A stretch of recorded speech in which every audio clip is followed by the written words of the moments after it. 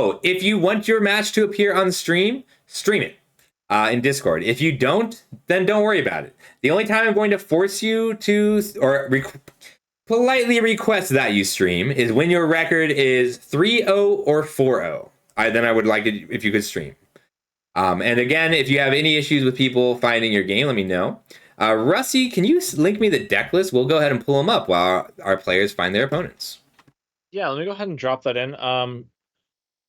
I am going to close editing on this Excel spreadsheet with all the deck lists, so it'll be closed now. Awesome. Let me link that to you in just 1 second. Thanks. Oh, and one last thing.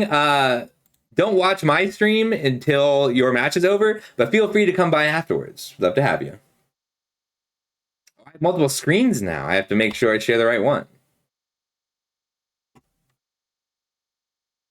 Oh, and one last reminder to everyone, you do need to ready up on Matcherino. You can't actually submit your results until both players have readied up. So if you're having issues submitting, just check that you have readied up. Oh, and if you... as a reminder, as you finish your matches, go ahead and jump into the Between Rounds social club and hang out and watch the stream, okay? Okay. So if you hear me talk about cards in the Discord, please tell me. I'm going to try not to, and I always forget at least once. Oh, yes, we have our Chandra tribal player today. Yeah, I got a funny story about that. Scuffle, am I supposed to be... Should I be spectating you through Discord? If you'd like. That way you do not have to. Page, right? Yeah. Yep. Okay. So, I love how many Chandras are $30 or less. Yeah, there's a lot of Chandras. Okay, and players are getting paired. Are they jumping into the action? Okay. Pairings. All right. This Torch of Defiance is only $1.30? It's absolutely unhinged how cheap Torch is. Yeah. I opened a stamped pre-release version of that back in Kaladesh, and I sold it to Lucas Brueggemann for like $135, and it's still in his queue. Oh, beautiful and terrible. I traded a playset of Nahiri's when that card was $40 each for that misprinted half Jace, half Kytheon. Oh, that's awesome. I've seen that card. Like that exact physical card. Yep. That was one of my favorite misprints. I gave it to Adam for a wedding present. Oh, nice. Okay, so lists to go over. There's a couple crazy lists. First, I assume most people who are tuning in or tuned in right now know what's going on. That's a poor assumption. All right, well, if they don't, I'll go ahead and tell them then. So what we have here for you all watching tonight is a $30 budget vintage MTGO tournament. We've got 18 players, all excited to play their $30 budget vintage deck. The format's exactly what it sounds like. It's vintage Magic with a $30 limit. So you can play Tinker, Sol Ring, Balance, etc., but you have to do it with the rest of your deck being pretty darn cheap. It's a very fast-growing format. We just hit we're at almost 700 in the Discord. We have official Star City Games events coming up in Atlanta and Philadelphia, and we've got 2 1K cash tournaments in March, one in Cincinnati and one at Apex Gaming, which is in Caldwell, Ohio. I think it'll be streamed as well, which is sick. That is awesome. This deck is amazing. Is that the Torsten Flash list? This is Flash. All right, so Flash was eroded to it. Hey, here's thanks for the sub. Flash was an old card. It was eroded to do what it says now. It was eroded to not do what it says now. It was eroded to reduce the cost and give a creature Flash. And then they undid all the errata, and that was the tournament that all 7 of the 8 decks were Flash Hulk. But this is a really cool take on it. Wild. All right, Scuffle, what kind of game would you like to spectate at first? Do you want to jump around? I want to see this Flash Hulk deck. Yeah, let's check it. That's who's playing that? That's Onion. It's not Flash Hulk, but I'm going to end up calling it Flash Hulk a lot because it has Flash on it. All right, well, we can jump around a bit and see what people are doing. Does anybody not found their opponent? Does everyone have an opponent in front of them?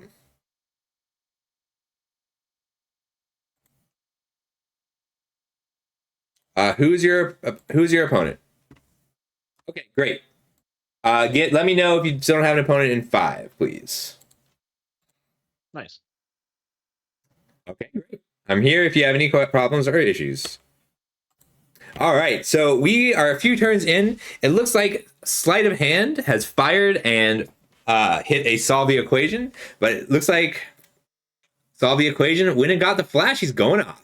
So flash instant speed puts a creature into play and then immediately sacrifices it. And unfortunately, it looks like Logan over here is on hard control. Yeah, probably not the matchup you want to see when you're a flash deck, because keep in mind, flash is restricted.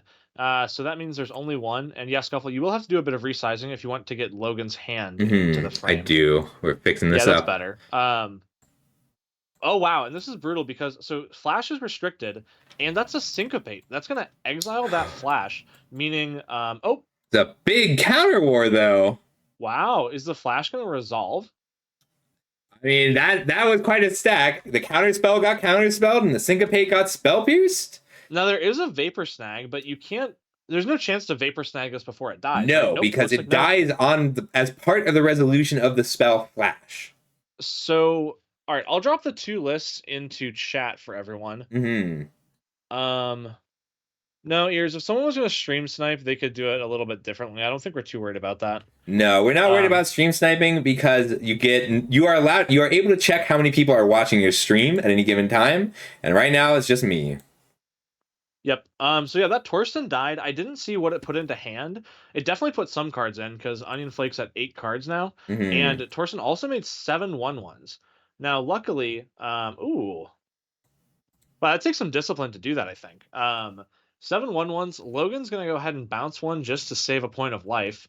I suspect we'll probably see a cleansing Nova next turn.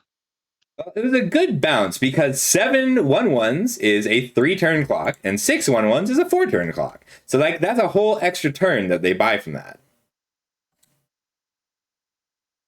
Archaeomancer bringing back the flash. So what does Torsten do? It makes so 7 1/1s? Yeah, so when it enters the battlefield, you reveal the top 7 cards of your library. You take any number of lands or creatures, which, believe it or not, can get you a Mystic Sanctuary, which rebuys the flash, or it can get you an Archaeomancer, which also rebuys the flash. And it potentially finds your next Torsten. So here he's chaining in to another Torsten. He revealed Torsten. Oh no, he revealed Island, Flood, Woodfall Primus, Sleight of Hand, Mystical Tutor, Consider, and Torsten. So he got a Woodfall Primus and a Torsten to his hand. Well, Woodfall Primus is a really clean answer too to everything. He is now. I suspect that we're not going to cast this and treat the Angels. Yeah, I assume we're gonna have to just clean up the board with this Nova, right? Oh my god, look how sad Logan is to not cast the Miracle when he has the Miracle. And he's gonna pay 5 mana here to catch all of that. Which means that Onion's gonna be clear to flash in that Woodfall Primus. Yeah, and so Woodfall Primus gets to kill a non-creature permanent, and then it has Persist, so it comes back. But he's holding up this Swords to Plowshares. And I will say, we do have to see Onion go and get that flash. It's on the top of the library. If Onion has an Opt, an Impulse, a Sleight of Hand, and there is an Impulse, I suspect that grabs the flash over nearly anything, right? Yeah. I can't imagine what else it could even take. The deck has to resolve flash. And I think it's unbelievable because there was a Syncopate that tried to exile the flash, but the counter war that was won by Onion is letting him do all of this. Yeah, and we have access to crazy X spells. Syncopate is in here because it exiles. Like it's not better than Power Sync if you don't care about exiling the spell. Like Logan played that so carefully to make it so like he assumed that Onion had a counterspell, and the second counterspell got it. All right, we got a Shatter. We're gaming here. Yeah, I mean, Onion has done the thing that he wants his deck to do 4 times, and Logan is still in this. Oh my gosh. I suspect we're going to see a repeal here from Logan on one of the soldiers. Yeah, because 7 + 7 is 14. Yep. Whereas 6 + 6 is not quite 14, right? This is true. We did the math. I gotta be honest. This is an incredible showing for this flash deck, and it looks like we're gonna. Really exciting! I'm so glad it works. I'm gonna make Everett watch this game later because this is really impressive. And I'm Yeah. gonna shout out to Onion because this list is looking really, really good. Yeah, you'd think it would be a little more fragile, but he's got the counter spells to keep the flash in play. Yeah, and once you resolve one flash for a Torsten, ooh, getting 7/1/1s is that's a pretty serious wall against any attacking deck. This is true. And the Primus just answers so many of the combo decks that are relying on permanence. Yeah, and I mean Primus has persist, so even once you get done flashing it, it'll come back and be alive. Yeah. Um Uh, the I love the mystical tutor that they squeezed in. That's a full third of their budget. is that what? So you may not. I'm seeing it at 667. I You may not be logged in, so you may be seeing slightly different prices. Yeah, I mean that's still a sixth of their budget, a fifth of their budget. Yeah, and it does. So if you do see that a couple of these lists are over right now, they were likely submitted earlier in the week. Yeah. I've got screenshots, and Hey, everyone Drowsy. had a week-long period to submit their deck. So it. Oh yeah, Onion takes it. Crazy. Wow, that was a lot of control you just went through. But oh, wow, the ratchet bombs. What do you think Onion brings in? Let's look at the sideboard. So Onion's got access to 4 lose focus, 4 test of talents. So additional counter spells for unfair decks and I assume control. Additionally, 4 copies of Nevinriel Urborg Tyrant. Interesting. What does That's Nevinral the do? so Free he's from a guy and he artifacts, doesn't creatures, and matter. enchantments. So when he enters, you make a 2/2 zombie for each creature that died this turn. And when he Oh. dies, you can pay 1 and you can wrath the entire board. You Nev's disc, right? But the way Ah. Flash works, you get to choose whether the ETB or the die goes on the stack first because you fully resolve the Flash and then you order your the triggers, right? I see. So it looks like Onions are probably only going to bring in test of talents, and lose focus. Yeah, I don't think this is a Nevinriel matchup, and there's also those Tristani's summoners, which I think are probably for the more creature-based matchup, because if a 2/2, a 3/3, and a 4/4 are better than 7/1/1s, you would go with the Tristani's summoner, potentially. Yeah, but you might also cut Primus. Like, all it can really do is kill a land and be a 5/5, and when your opponent's running Swords to Plowshares, it's a liability. But, like, he's just full of answers. Logan has so many answers for Onion's list here.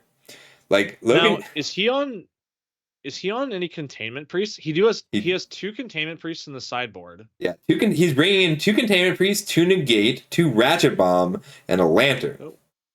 Yeah, I mean ratchet bomb to clean up the 1/1s from a resolved flash on Torsten is a big deal. Yeah, like Swords, and he took out Swords of Plowshares, which seems like it should be good, but there are 0 targets. Like, even the Woodfall Primus, because you can't kill it pre-persist, you're better off with the Lantern of Loss.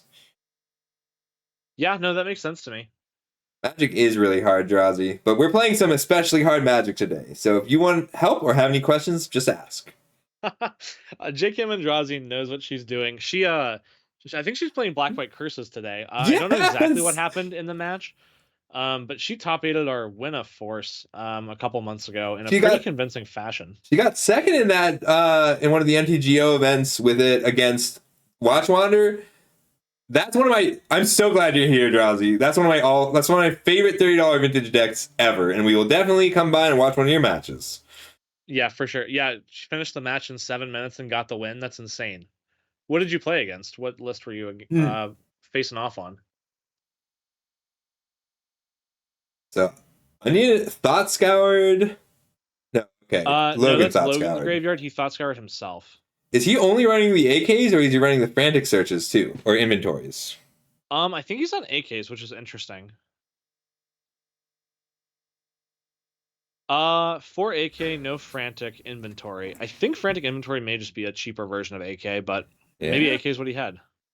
So the the Sanitarium plus the Narset is pretty good. It looks like Onion is stuck on 1 land. So this is really interesting. Logan didn't cast Narset turn 3.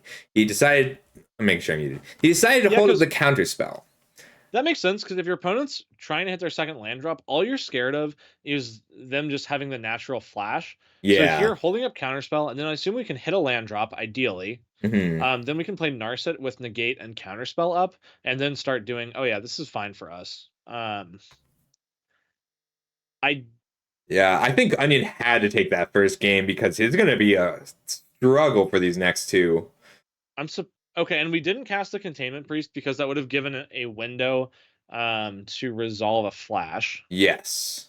He put Narset back. He is not interested in trying to use Narset to contain this. I Which, wonder if the focus kind of moved to Containment Priest because I actually don't know. Keep in mind, this is open deck list for the players. I don't know if the flash list can actually deal with a resolved Containment Priest. I think yeah. they can't. Recollection, solve the equation. No, they cannot. They have to So counter it. if this Containment Priest sticks, it won't literally win the game because a Picklock Prankster could get cast. And here, Logan, I think very intelligently, decided to play around exactly Counterspell Spell Pierce, right? Right. Because now Logan has 6 mana total, and that's Containment Priest, Counterspell, and Negate. Mm-hmm. That's high level control there. The hardest thing to do in Magic for a normal player is nothing. And I think you have to be able to do that well to play control. Yeah, Logan's a good player. I've played Magic with him for a really long time. And here, I think we're going to see, oh, well, this is kind of fine too. Mm-hmm. And that you see control have to take the proactive play. Yeah, Might as well and work on now, Flash. That's probably game for Onion. yeah, at this point, yeah, get the Narset down and start kind of closing the door. Yeah. This is a I don't classic even know. combo. If you haven't seen it before, Gyrie Sanitarium, so that each player draws a card, then discards a card, and when their opponent can't draw more than one card each turn, they just don't draw. Yeah. Main deck Frantic Surge is interesting in the control list. Can we so no offense to this game, but I think that Logan's going to take this one. Can we Yeah. step over and check out Watchwander? He's on something pretty spicy this week. Ooh, he's not on High Tide? No, he is on. Let me find it. The name of the deck is Bridge Pox. It's got Ooh. Cleansing Wildfires, Hymn to Turox, I, Sinkholes, Smallpox. It's actually very similar to the Chandra Boom list. Well, very is a strong word, but this list is sweet. We're gonna like this. It looks like we see you're on Servo casting a Mystic Confluence. Ooh. I can't find Watch Wanders.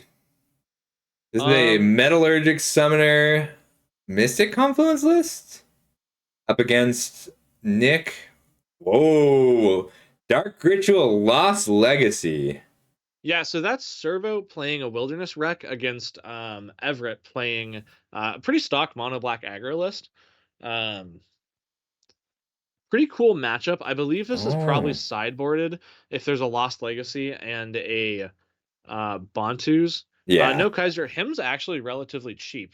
A place of Hymn to Turox will run you $1.16 right now. Yep. It's a great card, and it is. Oh, hey, Dargan, sorry I missed you. Yeah, the him has got like it can still be printed. It's not reserved list. And there's also just no demand for hymns. Like no one's playing a Hymn to Turok format except us. Yeah, and Legacy is garbage. Yeah, I would say Legacy is not a Hymn to Turok. And here, what does the Star Scream do? you're just gonna have to pull the card up, Scuffle. There's the most words I've ever seen on a card on it. All right, card Starscream. Starscream, power hungry, 3 in a black. Pull it up for us. Oh, thank you. Good luck on. Oh, it's gone. No, so Servo pulled it up. Servo can hear us, I think.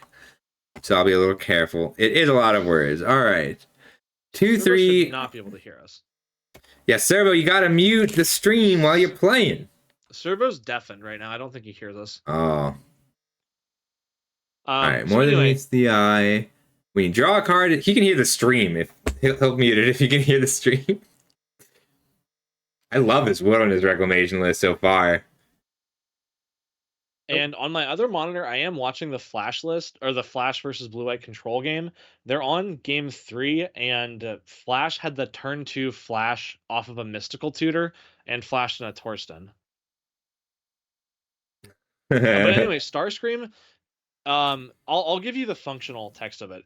It's a 3-mana 2/3 with Flying Menace and Haste. When it hits your opponent, they become the Monarch. The opponent becomes the Monarch? Your opponent becomes the Monarch, yep. Oh! So that's why Servo's the Monarch. Then if you hit them again, it turns into a 2/3 that makes it so whenever you draw a card, your opponent loses 2 life. That's cool. So here we actually see the worst case. This is honestly the absolute worst case scenario for Starscream. It's given our opponent the Monarch, and our opponent has a Fog in their hand. So yeah, I think Servo Turbo Fog Monarch's a thing. And normally with a deck like Mono Black, you can get the initiative back, right? Because you have 2 decent threats here. One of them's evasive. But the problem with that is the fogs. We're just not going to be able to take the Monarch back, and it's going to be a pretty good position for Servo, I suspect. So for those of you who've never seen Wilderness Reclamation play in Standard, it was banned in Standard, and it says at the beginning of your end step, untap all lands you control. So the idea is that it's a cool little way that have mana untapped on your opponent's turn, except for you can put the ability on the stack, tap all your lands, and then tap all your lands again to, for instance, Blue Sun Zenith yourself with 12 mana. So I don't think he's drawing all 9 cards here because he's going to try and hold up Blessed Respite. Yeah, that makes sense. And probably potentially hoping for a counterspell even. Yeah. So he just took these 3 cards. That's conservative, but I like it. I think that's correct, yeah. Now we've got a Mystical Teachings, we've got an Aether Spout. This seems like a fine turn to Blessed Respite. And I'm not sure. I think that Blessed Respite might also be the win condition. Yeah. Sort of. Well, you can... I think it's like a really slow high tide, right? Wilderness Reclamation is just high tide that doesn't go away. No, this is a hard control deck. I'll go ahead and drop it in chat. But I think that there are 2 copies of Nephalia Drownyard. Servo's just going to lock up the game, drag it out, and then use a combination of 3 Blessed Respites, which loop themselves, and a Nephalia Drownyard to mill the opponent. And his win condition is you decking out or giving up. Which, I mean, quite frankly, you don't normally have to actually deck your opponent out, because once this Wilderness Rec deck starts to get in control of the game, it's pretty hard to mess with them. Lost Legacy, I don't know if you care about that. What's it going to take? Mystical Teachings? Yeah. I mean, it could take Mystical Teachings. It could also take Blue Sun Zenith. I don't know. It depends on how well Everett knows this deck. Yeah, probably not super familiar with it.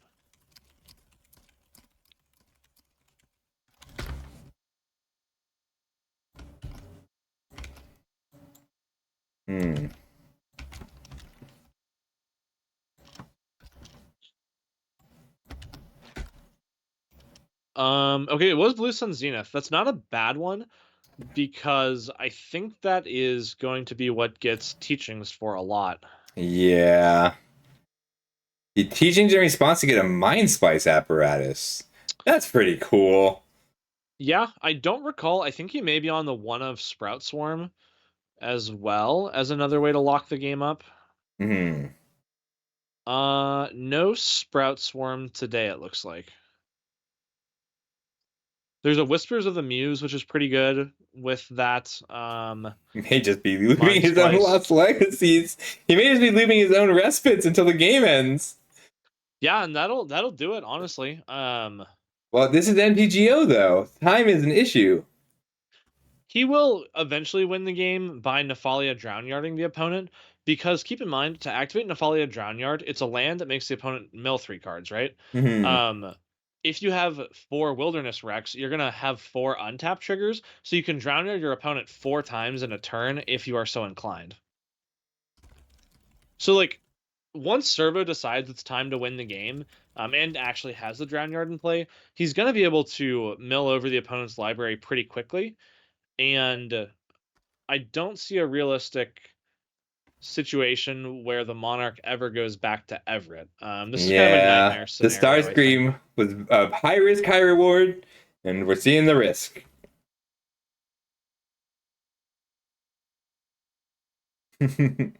Does Mindsplice Apparatus also get one when you cast a spell, or is it only at the beginning of your upkeep? It's just on the upkeep. The only way to make it go faster is to proliferate. But I do like the combination of Wilderness Wreck and Mindsplice. Is he running the Anticipate Proliferate? I feel like that might actually be solid here. I think he might be on one. I play one in Mindsplice. Let me double check his list. It's just a good teachings target. He is on none. That's okay. Like, I don't see a way he loses this game right now. I guess 2 more Lost Legacies. I like the Gaze of Granite as a sweeper. Yeah, I mean, Lost Legacy can never take the actual win condition, which is that those two Oh, copies because it's of the non-land. land. If anyone's wondering what Nephalia's Drown Yard is, it's an untapped colorless land. It's got 1 blue black tap. Target player mills 3 cards, so that's the win condition. Yeah, this is gonna be pretty tough for Everett. I do have to apologize because I thought Balanced Breakfast was Nick. No, you're good. Yep, it's Everett. He's downstairs, but realistically, I don't see any way that this game goes to Everett. I don't know if this is. I don't know who won game 1. Can we check? I don't think so. It's probably somewhere in Moto. Maybe if I spectate Servo, I can find it. But Match game number. Nope, doesn't look like they get to have that information displayed. Blessed Respite is very silly. yeah, I love this weather this storm too. So it's a lot of life. All right, is there anything else we want to talk about while this match is going? Because it may be a minute. I think this is the last match left. Do you want to? Do you Oh. want to check how the reporting is going? Good call. Surrounding, sounding It down. looks like I think. All right, Reinhardt, Logan, and Onion Flake are still going. No, they finished. Onion took it 2-1. It looks like Watch and Nezuko are done. I think Doot and Roby are done. Anyone who's listening, if you can just submit your match, that'd be cool. Yeah. If you're having issues submitting your match, DM me and I will get it in. Now, I will say, Servo's actually pretty low on action right now, believe it or not. Yeah, I didn't feel like he could run out, but he's been holding those Aether Spouts in case of an emergency. And that Evolved Sleeper does have the potential to do work here. Yeah, I mean, he is at 41 life. It's pretty high life total. A single Mystical Teachings will be pretty good. But right now, even with this Monarch, he's pretty light on action. And this is open deck list. No worries, Jazzy. Thank you. It's open deck list, so Everett knows about the potential of an Aether Spout. Yeah, I mean, I don't know if you play around the one of. I don't think it was tutored for, so it's not face-up known information. The Silent Visitor is really good right now. And, like, either of those, Osawarn or No Restraint, if he had held back one of them, it would have been in good shape, I think. Yeah. Do you get to choose for each creature, or you get to each creature? Okay. So I'm probably keeping the Silent. I might keep a Silent Visitor and Evolved Sleeper. Yeah, and he does get to get a Bloodsoaked Champion, so or it's not 2 so back. bad. There's a 10-turn clock. So I gotta be honest. Without the Monarch, Servo would have definitely run out of gas. Yes, this quite is a true. Long time ago. Isn't Everett gonna take the Monarch back? He is. Servo needs to rip live right now. That'll do it. All right, do you dupe your teachings here? I think he whispers. There's not really a wrong answer at this current Like moment. I gotta be Whispers, honest. Whispers of Muse can be bought back for 1 mana right now, and then he untaps all his lands. I'm taking Whispers here every time. Whispers is fine. Teachings is fine. Paradise Lost is fine. Mystic Confluence is not my favorite. Consume the Meek is fine. I would probably plan to get a Whispers in my hand. Yeah. His opponent has 2 cards in hand. I thought it had 0.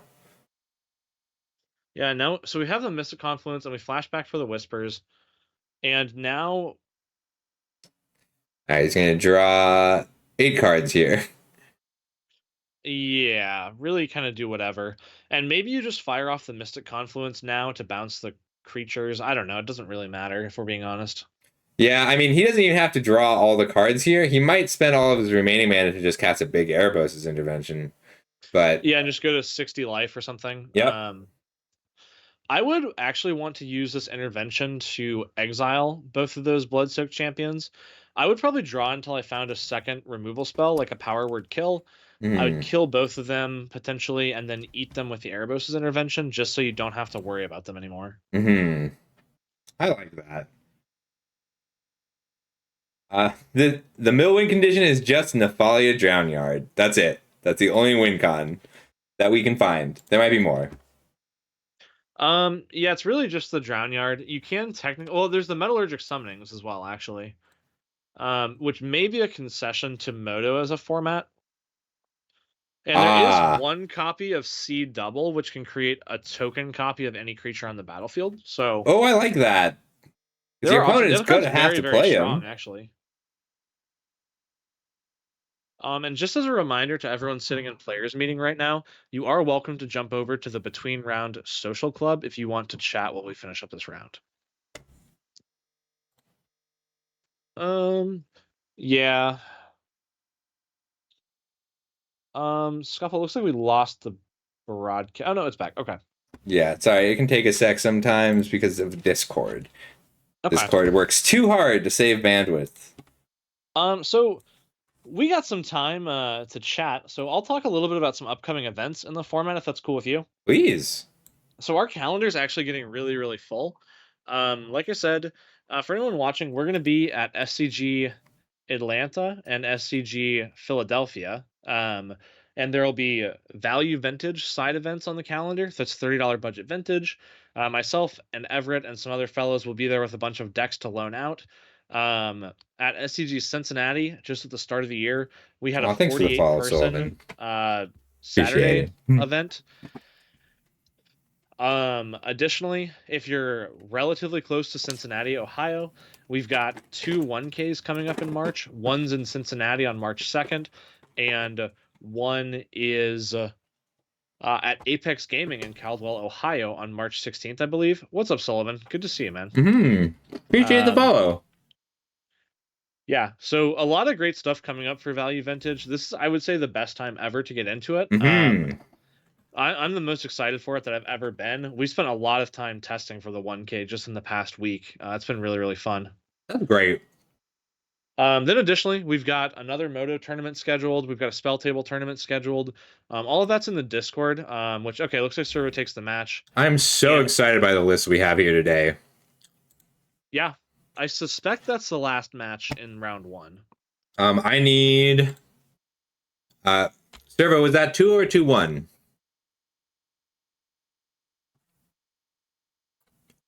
All right, we're waiting on Roby, Doot, Game Night, Johan, Servo, Yoda Man.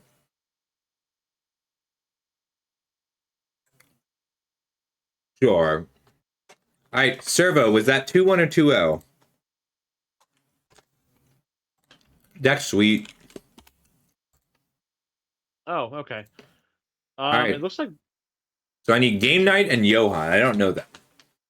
They're still playing, but it looks like Johan is actually streaming the wrong...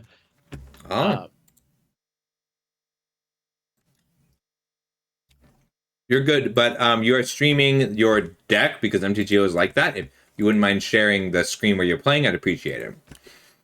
No pressure, though. We'll just talk about $30 vintage if that's not something you want to do.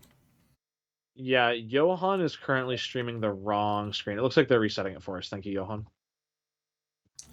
Cool. And if not, we can just go through some decks while they finish up. That Am wouldn't I be a bad streaming thing the either. wrong screen? I might be streaming the wrong screen for you.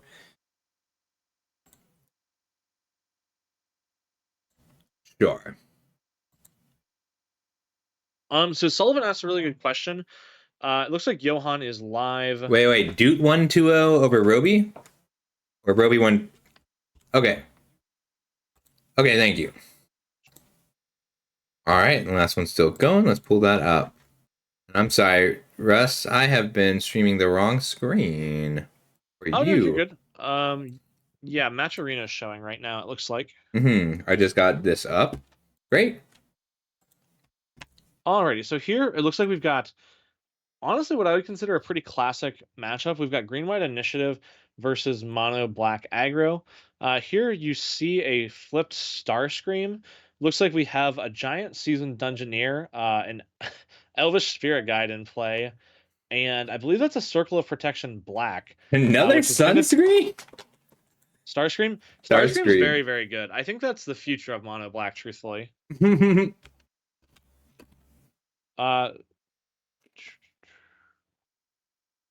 That's a seasoned dungeoneer. It's got protection from creatures right now. Yeah, Seasoned Engineer is a silly little card. Circling back to Sullivan's question, Fallout releases the weekend that we're going to be at SCG Philly. Cards will be legal as long as Moxfield has prices for them, and Moxfield gets prices from Scryfall, which gets prices from TCG Player. I believe that they should be there. I suspect they'll be a little bit high because of how pre-orders are. But if there is something worth playing and you can make it work, you are welcome to play it if you can physically acquire it. Yep. Damn, I have to pre-order Archdruid's Charms. I've never had to pre-order a card before. That card looks really good. What are you using it in? Yawgmoth and Amalia in Pioneer and Modern. Is that really the best way to tutor a creature for Yawgmoth? Yeah. I'm running one copy of Eldritch Evolution. I'm just swapping it straight up. That does not seem better to me. But I don't know. Maybe it is. It's just really hard to have a creature to sacrifice. Like, the whole reason Court of Calling is so good is you can play it on their end step or after a sweeper, or in response to something. Okay, that's fair. Yeah, I like that. So unfortunately, I think the Circle of Protection Black is really good here. What a tech. The original tech. Yeah, and here we are reading Starscream. So keep in mind, when it's on the airplane side, the living weapon side, it's like a vehicle, but it's only a creature during your opponent's turn. And then on your turn, it is not a creature. Weird. That's too much card. It's a lot of words. So much card. I don't know why we didn't use the Circle of Protection. It maybe was Got it. Thanks, Brophy. Yeah, I don't know why we didn't use our spare mana to use the Circle of Protection. You're absolutely right, Sullivan. Yeah, I think that card makes mono green good again. It was not. That's a good point, yeah. Yeah, mono green Pioneer to grab Nykthos or whatever your toolbox is. Yeah, could be afraid of something in hand. Now, having the initiative is fair. So good here. Maybe we forgot that Circle of Protection works on Starscream because Starscream's a black artifact, but this is true. I can see that being a pretty easy thing to miss because look how much text that card has. Yeah, I mean, for like, so much text, you forget the colors. I mean, for 20 years, people ran artifact creatures to deal with Circle of Protection. Yep, and I gotta be honest, the first time I played against Starscream in tournament, and honestly kind of every time after, the card is really, really hard to conceive of the board state around. It's very, very complicated. There's just so much text. It's so much back and forth. It's a lot to keep track of. It's really, really awful. How did Game Night just get the initiative back? Game Night has the initiative because he hit with Starscream. If you're asking why Johan has an Undercity token, it's because he is in the dungeon. So keep in mind, there are two Johan forgot about the Circle of Protection. One initiative. The initiative is like the Monarch, and Game Night has the Monarch and the initiative, and each player has a dungeon tracker in play. So I just took me a while to catch up to Circle, not on Starscream. Yep. And so keep in mind, yeah, it looks like Seasoned Dungeoneer is going to get the job done because it looks like Game Night needed to find a Defile. And that's the match. I don't know if it was 2-0 or 2-1, but Johan, there did it you get is. there 2-0 or 2-1?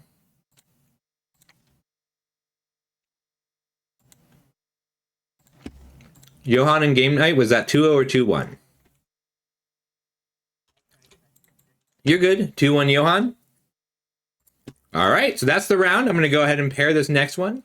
Find your opponents the same way you found them before. Does anybody want to drop before I finalize this round?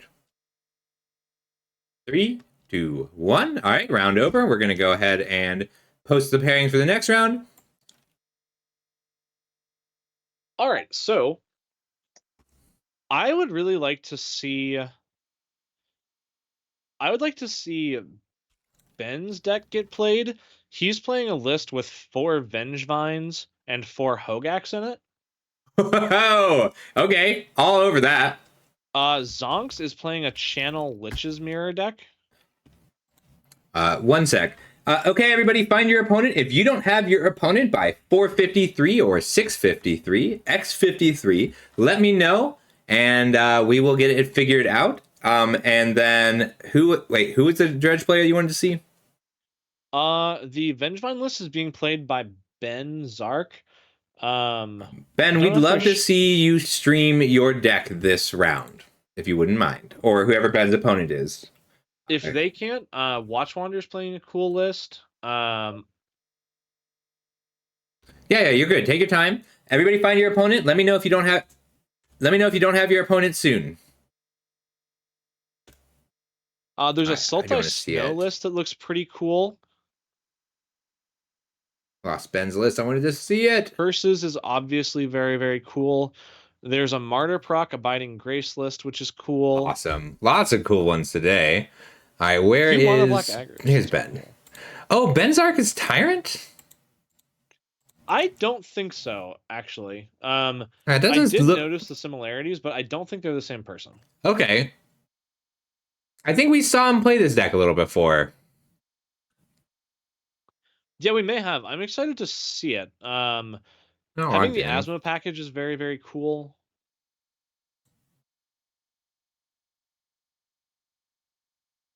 Yeah, Asthma's up. It's almost 30 cents.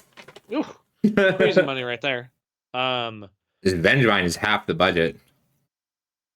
Also, Dan is playing just straight up interactive Jund with 4 Deathrite Shamans, 4 Bloodbraid Elves, 3 Geological Appraisers, a Blightning. Very cool. Mm-hmm.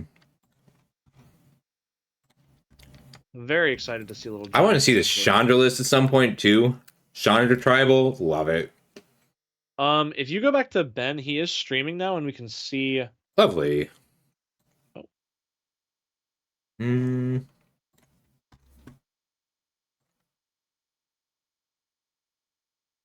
Here we go. Oh, cool. And it looks like it's Fair Jund versus this Vengevine deck. Oh, perfect. And then we have the beauty of a turn 1 Faithless looting. Rootwalla. Beautiful. That's good. And, you know, that Rootwalla, those Rootwallas potentially cast that Hogak eventually, right? Mm-hmm. With Faithless Looting, Wayfinder, and Cathartic Reunion, I don't think we're that far away from it. No, we need an untapped land. Cathartic Reunion can pitch Hogak.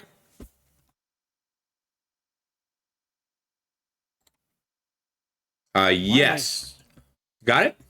It's not strict. It's just to make things move a little smooth. But as long as you two get into a game together.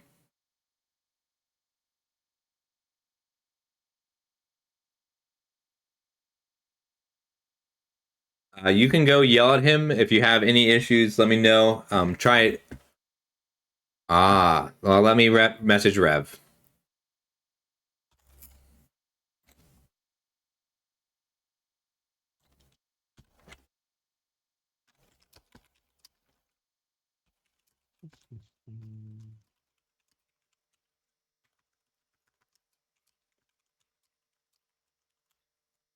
Let's see. If Untapped you land and Satyr allows Hogak.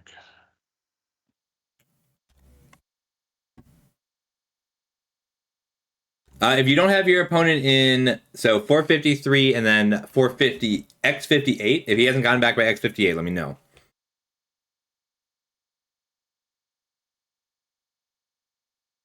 And it looks like we do not Hogak this turn, which if our Jund player has green mana, I believe Deathrite Shaman has a I think relevant Hogak ability. is 8.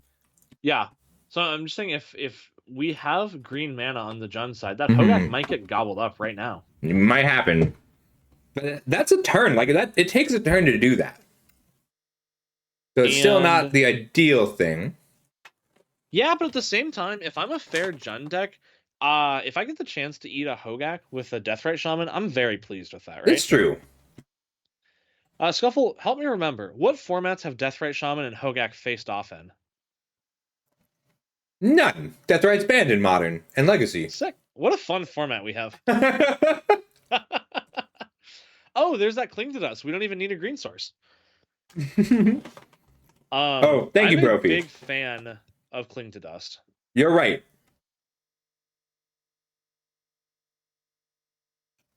You found your opponent?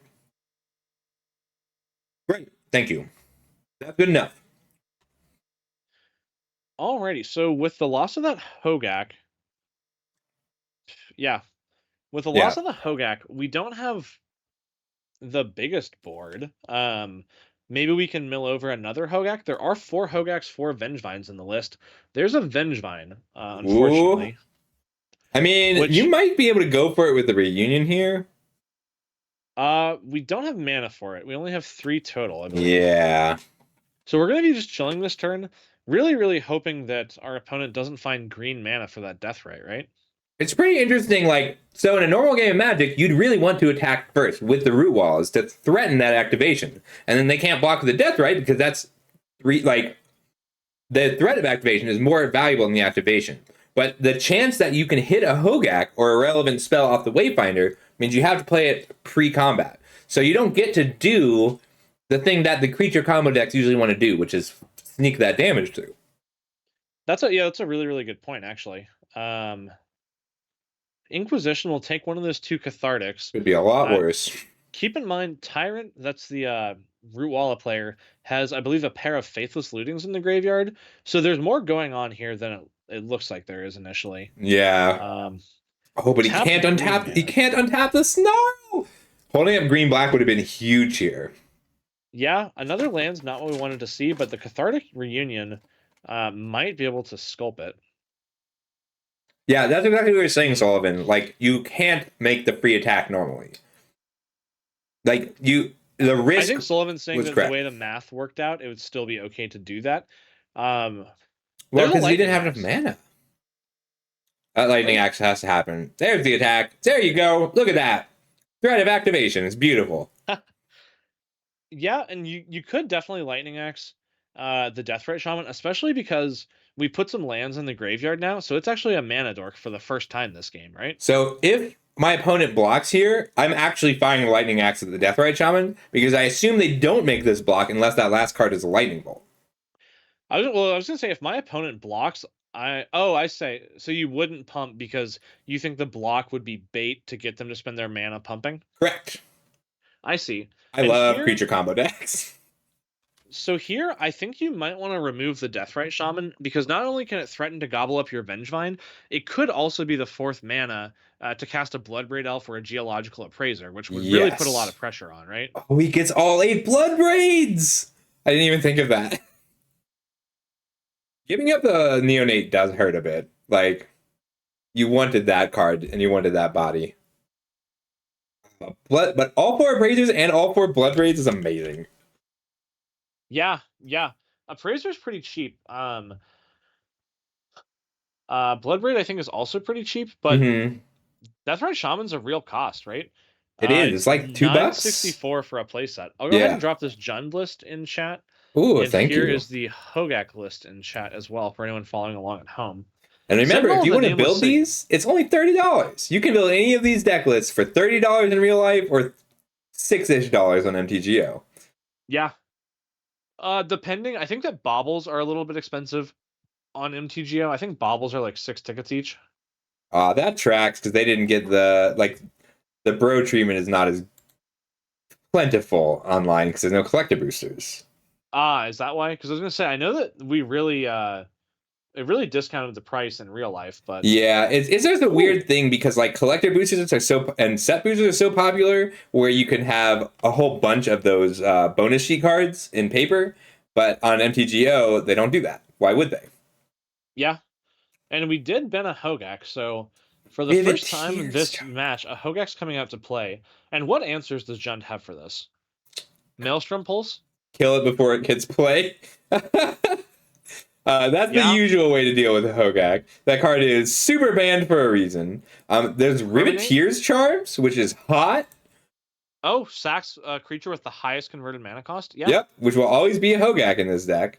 Riveteer's Charm, Maelstrom Pulse. Yeah. There are answers, and there are answers that can be Bloodbraid elfed into. I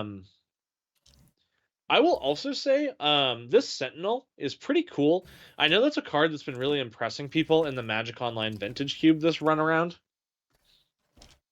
It's like one of the most aggressively statted, just like green guys in this redrop slot. Yeah, so Gons, there was a whole modern season where every deck was Hogak. Every deck that won or did well was Hogak. Yeah, that was a really rough time. Yeah. I know, like, people were mainboarding Leyline of the Void, and it still, like, wasn't enough, I believe. Yeah, I ran Mill that whole season because they did all my work for me. You just had to wait. Did you do well? I did.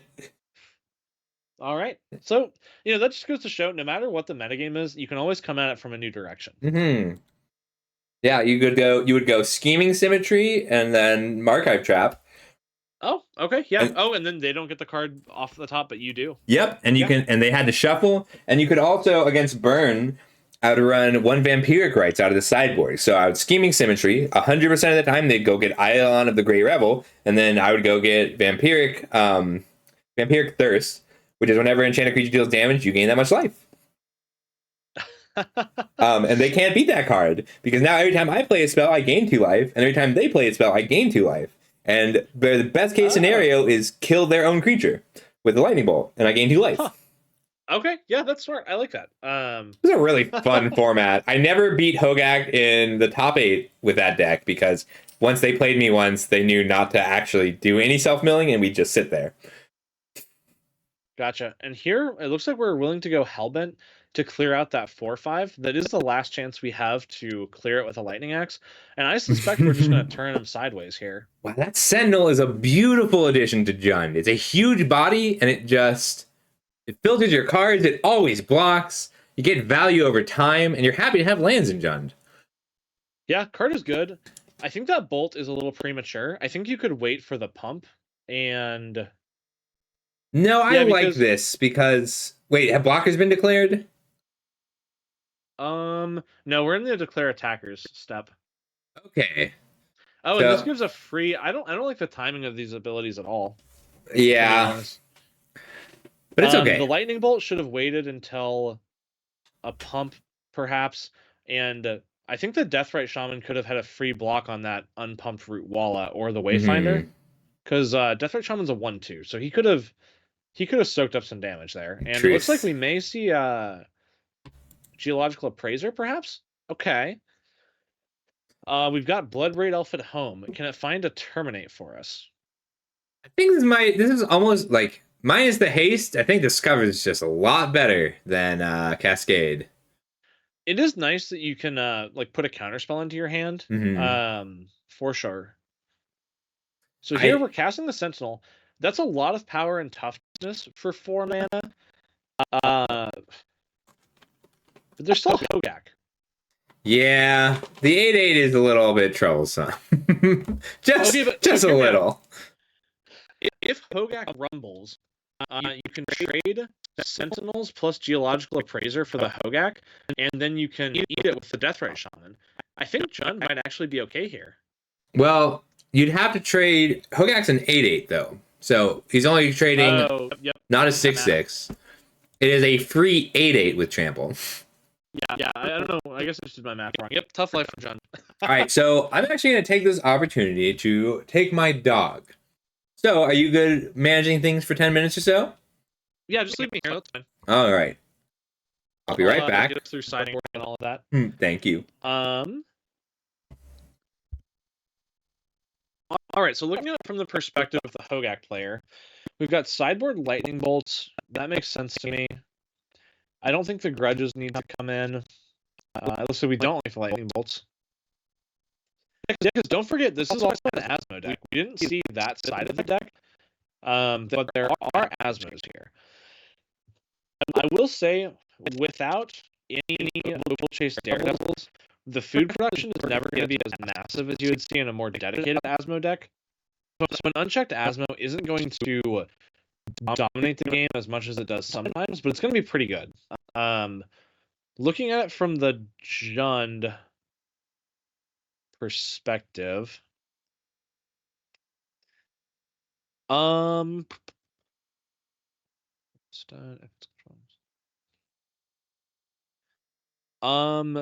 I'm guessing the Anoint with Affliction in the Jund list is to have an exile effect, which I believe Eliminate does not exile. I couldn't tell you exactly what card he is teching for. I've not talked to Dan about this Jund list, but maybe he had something specific in mind. It doesn't catch a Vengevine and it doesn't catch a Hogak, so it's not going to be great here. Yeah, so you're asking what creature I can think of that you would want to get. I would say the main thing is it can exile blacks, mono black aggro sticky threats. Like it can exile a Dread Wanderer versus killing a Dread Wanderer. I would much rather exile it. So there's that. This hand has a Neonite to been a... Okay, so we can set up to make a Vengevine on turn 2. On turn 1, we can cast Underworld Cookbook, pass, and then on turn 2, cast Neonite, discard Vengevine to Cookbook, discard Root Walla to Neonite, cast Root Walla, and that would give us a turn 2 Vengevine, but that's not good enough. We're going to send it back. Here, we get a pretty reasonable looking hand. I don't know, maybe it's not that reasonable. It's a turn 1 pass. Turn 2, we have a Wayfinder. It really would be nice to have a Faithless Looting to enable this Asmo or something similar. I think this is better than going to 5, though, so let's keep it and put back a Hogak.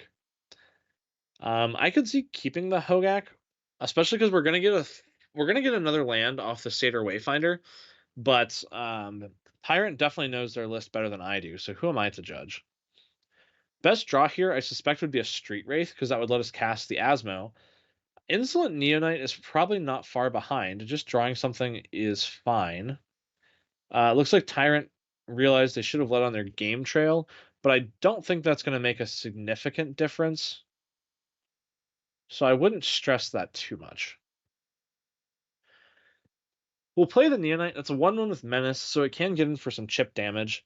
But I think what we're going to see is it's probably going to discard this Hogak.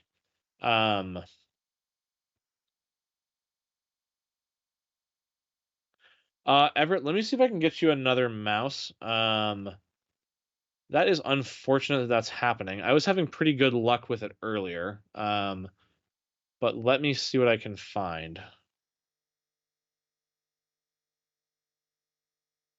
Um,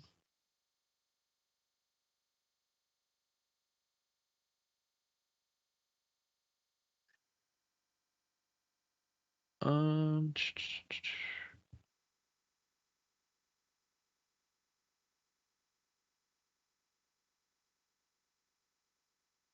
huh.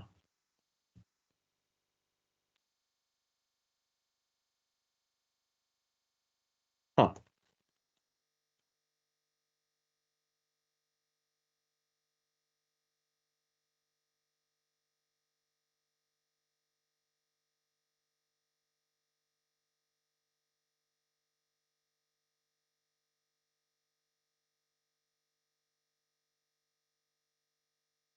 Sorry, chat. Give me 1 second. There are multiple things happening that require oversight. I should be finding Everett a mouse. I guess I don't really need my mouse right now. So, hey Everett, will you send upstairs to come and get this mouse from me? Come take a lantern, and I'm gonna send this mouse down to you guys. That's gonna be the easiest way for us to resolve that. Okay. And I will no longer have a mouse, but that's okay. I don't really need a mouse. Um,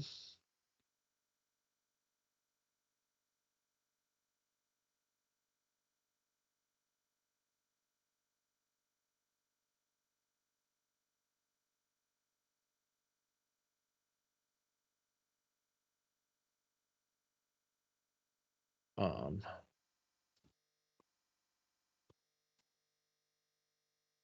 I appear to have made a critical mistake. I'll elaborate in just a second.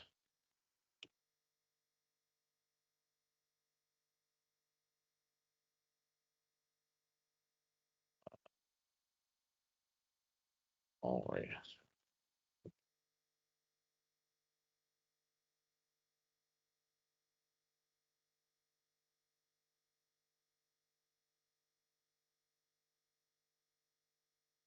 Um,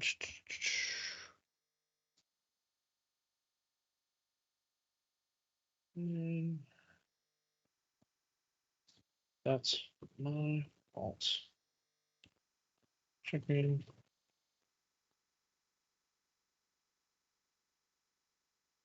Claim.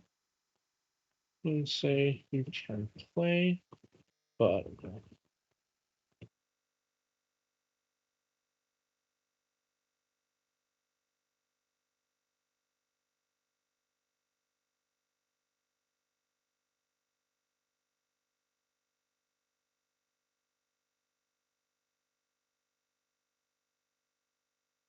you want or under snapping.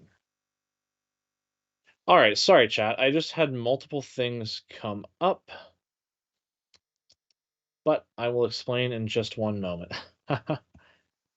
Let me tell Everett to let me call Mitchell. Sorry, chat. I don't have my host right here, and things are happening. I've got a mouse situation and a deck situation. But it looks like March of Pain is handling the commentary for me, and it looks like a go blank was pretty good. Holy moly! Hey, Mitch, can you come up and grab a mouse from me? Go up the stairs and come to the left. All right, cool. 2i. All right, gang. I'm getting it all sorted out. So, it looks like the Dredge player or the Hollow One player. Nope. Sorry. Let me try again. The Vengevine player doesn't currently have much going on. John is drawing up to 4 cards. 1 second, Mitchell's here. Hey, but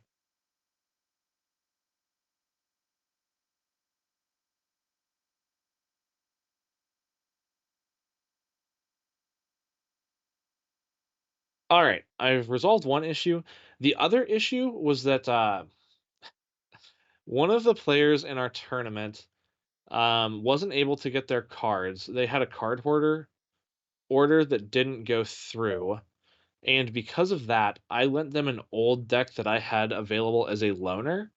It was my Mindsplice apparatus list, and it was brought to my attention that now this list has been in budget before. I've loaned it out when it was below $30, but as of this moment, it appears to be $44. Wait, what? No, it's only $32. That's whatever. It's fine. Hey, Foster, thanks for coming in. Thanks for the sub. Yeah, Foster, good question. What made the Mindsplice deck rise 14? I just hit the update to cheapest button. It looks like it's actually only 32.83. But the solution we've come up with, and by we I mean me specifically, we're gonna let that player play out the tournament with that deck that I loaned them. But we're just gonna report all of their matches as a loss. I maybe wouldn't have made that call if I realized it was only $2.83 above budget, because like I said, I made that list. I know at one point it was below $30. But at the same time, just to maintain tournament integrity, that player is going to play it out just because I'm not here to ruin their night, but they're not going to be eligible for any prizing, and their opponents will get the match win regardless. So I think it's a pretty reasonable fix at this moment. Like I said, they had a last minute, their deck availability fell through, so I had to lend them something, and there was a lot going on getting set up for the tournament. So unfortunately, that was an oversight by me. Where did this decayed zombie come from? Out of Jund. How does Jund make a 2/2 decayed zombie? Ah, it's one of Rotten Reunion in the sideboard. I've played that card. Not bad. It's Graveyard Hate that makes a 2/2. Yep. So it looks to me like the Rootwalla player is going to have to make something happen here. That's a Vengevine, which is pretty good discard fodder for that Lightning Axe. But at the same time, it looks like we're pretty far from making it appear, and the Jund player has a Rotten Reunion to flashback.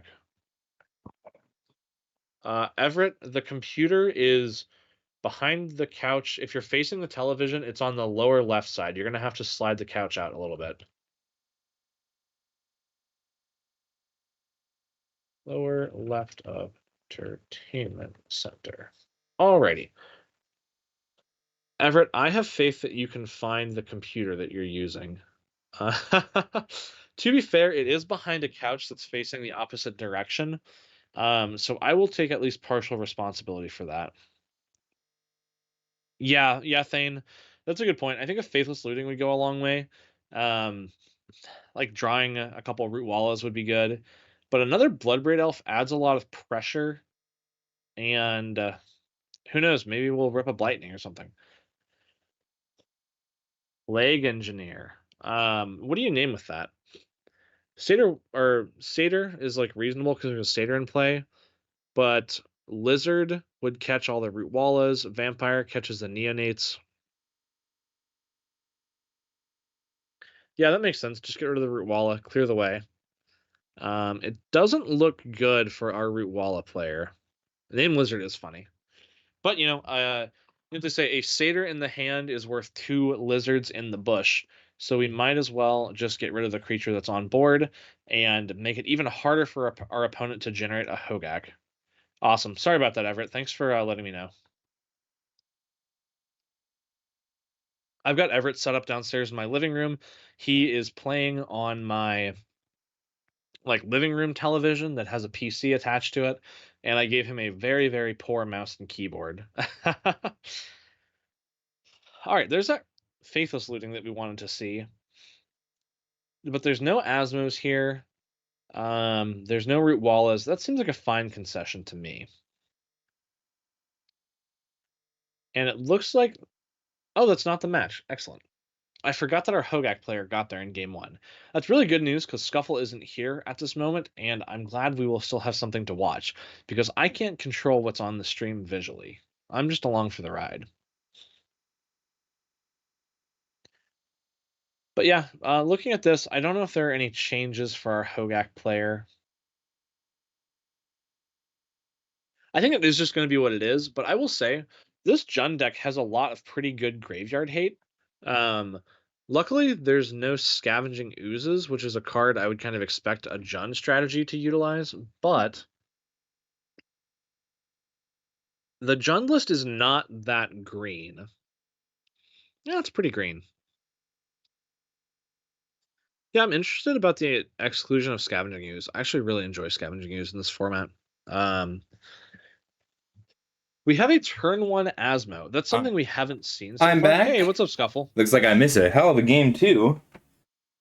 It was tough. Jund had a really good go blank, which cleared 2 Hogaks, and then it was kind of I don't want to say it was clinical from there, but it was pretty clinical. I also had to fix a couple issues. I got Everett fixed up with a better mouse, and so the Mindsplice list that I loaned out to Doot is over budget, so he's going to play it out, but he's just not going to be eligible for any match wins. If that makes sense. What happened? It is just above $30, so. I mean, can we cut a card since that was on his list? It'll be okay. He's just gonna play it out. And it's not the end of the world in any capacity. We'll just be more careful with that in the future. That's a good idea, Thane. I mean, but picking up the cookbook to cast at turn 2 is also pretty good. Yeah, I see what you mean, though. Like, I think the turn I think 1 getting a 3/3. Vengevine on turn 2 is pretty good. It is. I mean, like, it's the difference between 8 power on turn 2 and 3 power on turn 1. Yeah. But, like, you also risk, like, if you play the Faithless Looting turn 1, you do risk a Cling to Dust or an Inquisition just messing everything up. That's a really good point. But here it looks like we're gonna... What's up, Fina? We're gonna get everything that we want, actually. This is a really, really powerful start. Mm-hmm. So finding that Root Walla and the Hogak on top was kind of crazy. Yeah. We're definitely making a Vengevine this turn. Yep. Are we making a Hogak as well? I haven't counted. We need... Let's find out together. We do have a green source and a black source. That's the mana for Hogak. So 1, 2, 3. We're one card... We are. Because it's... What? Okay. What a draw. That's crazy. Yeah, that's a hell of a turn 2. That is 16 power turn 2. Yeah, Drazi. You go. Wow. That's unbelievable. I mean, obviously you don't get to attack with the Asmo and the Vengevine this turn. Yeah. But it's a lot of power, right? Yeah. That's 15, 16. If you pump the Root Walla, it's 17, 18 power yep. this turn. This is what the modern deck did as well. Just with Shaman. Yeah, that Street Wraith off the top to be the final card was unbelievable. Yeah. Very, very cool to see that. Like, I mean, this deck was like, $3,000. Now it's $30, and it still works. It's really amazing, right? Mm-hmm. A Lightning Bolt on the Vengevine makes sense. I would have considered bolting the Asmo, perhaps. Because Vengevine is known for coming back from the graveyard, while Asmo is not. Mm-hmm. Does it change the math? We didn't end up with any high tides today, did we? No, Watch Wanderer's playing something different. So no high tide tonight. There's 2 mono black aggros, which would have been kind of rough for it. There's also a green-white, so kind of rough as well. Boompox. I like the Boompox list a lot. Haven't seen Rise and Shine in a while.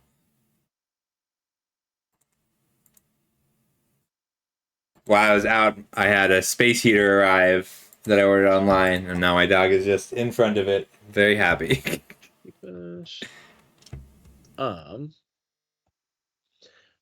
Yeah, so Scuffle, the that list that I lent out that is over, originally I thought it was $44, but it turns out it's only $2.63 over, or $2.83, which is not that bad for a list that I lent.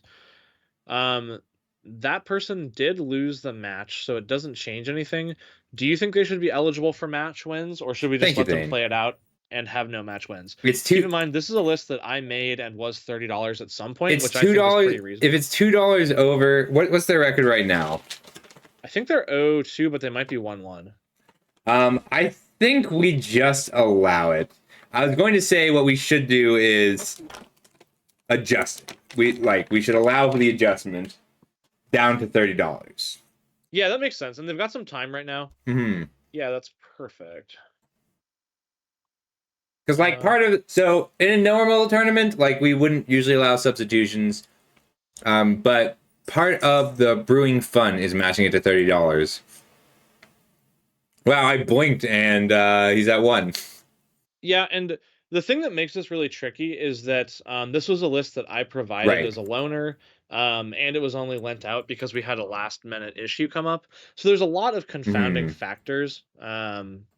So I think we're handling it pretty reasonably. The player in question is being a really good sport about it, so I appreciate that from them as well. Yeah. And yeah, well, that was a really impressive showing from the Vengevine deck. Sorry that we thanks for the follow. Other stuff, but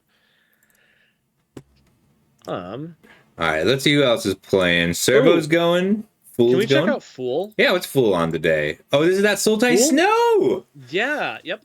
This is the list. When I saw the list, my first comment on it was, That's okay, you Ben. sure do Everyone have a does. lot of, I said, you sure do have a lot of creatures in your Dead of Winter deck. I don't know if that's good deck building.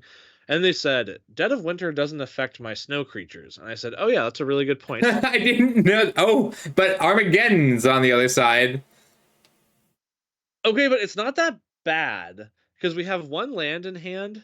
Oh, Um, indestructible and lands on the other side. I didn't even yeah, but the catch that. Frost Augur is going to dig us out. Frostauger feels like a one drop that taps to draw a card. Thank you.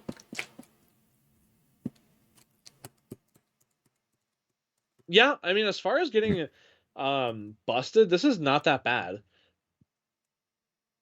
But I will say this mono red Chandra deck is pretty good against creatures generally. I see. I'll go ahead and drop this Chandra list into chat if anybody wants to check it out. And then let me find the snow deck as well. I did lose my mouse, bear with me. I gave it up to Everett to improve his moto experience. Oh, I'm sorry. That was very It's all right, sweet of man. you. We do what we can. Doesn't he have? Why doesn't he have a computer? He's at my house right now, so Same question though. I did not realize it's the Chandra list. This is Rev's Chandra list. Okay, cool. I wanted to see the Chandra list kind of bad, so I'm happy about this. Heart of super Kieran is sweet. hot. At SCG Cincinnati, he added the. Did he? I think he may have just clicked through his attack by mistake. Tragic. I don't The think MTGO problem. He's not typically a moto player, Mhm. so I think that was an accidental click through, which is sad to see, but it does happen. But yeah, he went 3-0 and 2-1 in our Star City Games Cincinnati events, which was pretty good. We might not have time to do Jackbox for running 5 rounds, but they've been going pretty fast. I think they'll speed up too as some people drop. Let's see. Yeah, and Preston sent me a message. He was sad he couldn't make the event tonight. Preston was the mono white Zerta player. So it's too bad he couldn't Love make it. that list.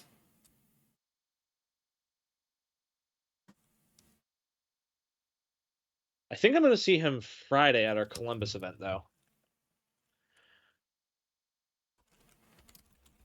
So honestly, one good Chandra or one decent piece of removal here, and I think the Chandra deck is going to take over. I do need to reread Ascendant Spirit. I don't know what that card does completely off the top of my head. I'm vaguely aware of it. Ascendant Spirit is so Snow to become a 2/3, with Snow to become a 4/4 flyer, and then I want to say it's 8 to draw 2 cards and get 2 counters, but it might just be 6. It's 4 mana only, Oh actually. wow! To put 2+1/+1 counters on it, and whenever this creature deals combat damage to a player, draw a card. So it'll become a 6/6 Ophidian with flying. That's not bad though. And here it is leveling up to be a 2/3 Spirit Warrior. This is on the Chandra player's end step, which means it'll be poised. Oh, Big bolt. yeah, that's a bolt. Yeah, Chandra is good at lightning bolts. Yeah, if there's one thing the Chandra deck does very well, it's gobble up these small creature decks. There are definitely draws that can get Fool out of this situation. Another Yorn, God of Winter, to be cast as the Rhyme Staff would be really, really good. What other heaters does he have in his list that can kind of start digging out from a disadvantaged state? Yeah, Dead of Any Winter. number of This Ice is a Fang tough Koalas would matchup. be good draws. This is a really tough matchup for Snow. Like once the boom bust goes off, so difficult because they don't interact that well with the planeswalkers specifically. That's just the nature of Snow.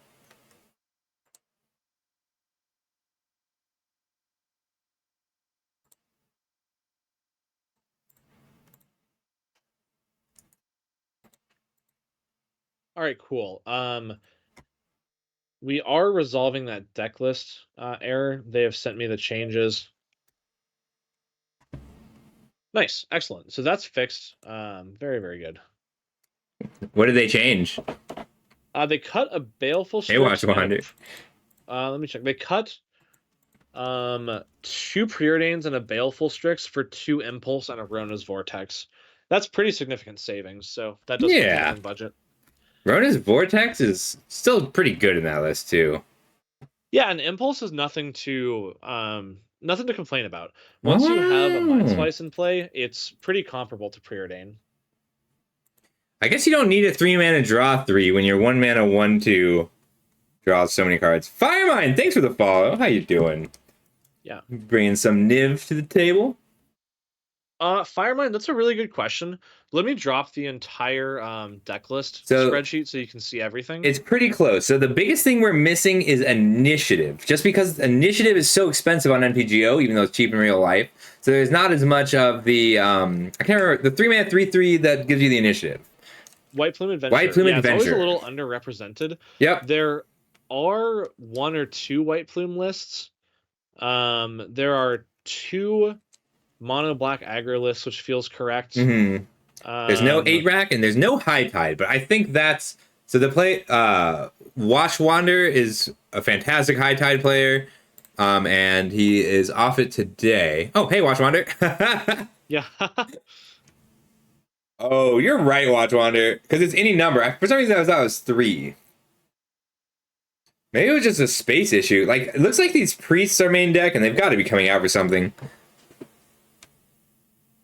Yeah. Yeah, that's the biggest difference. Initiative tonight.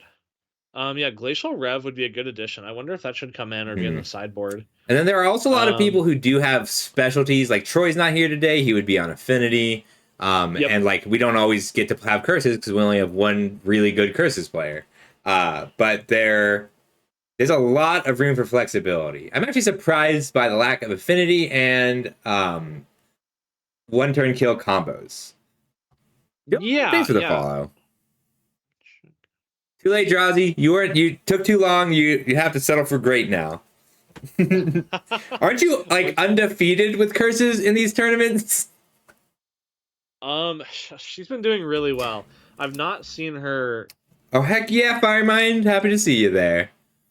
Did she 3-0 or 2-1 the last one? I think it was only 1 match loss, maybe.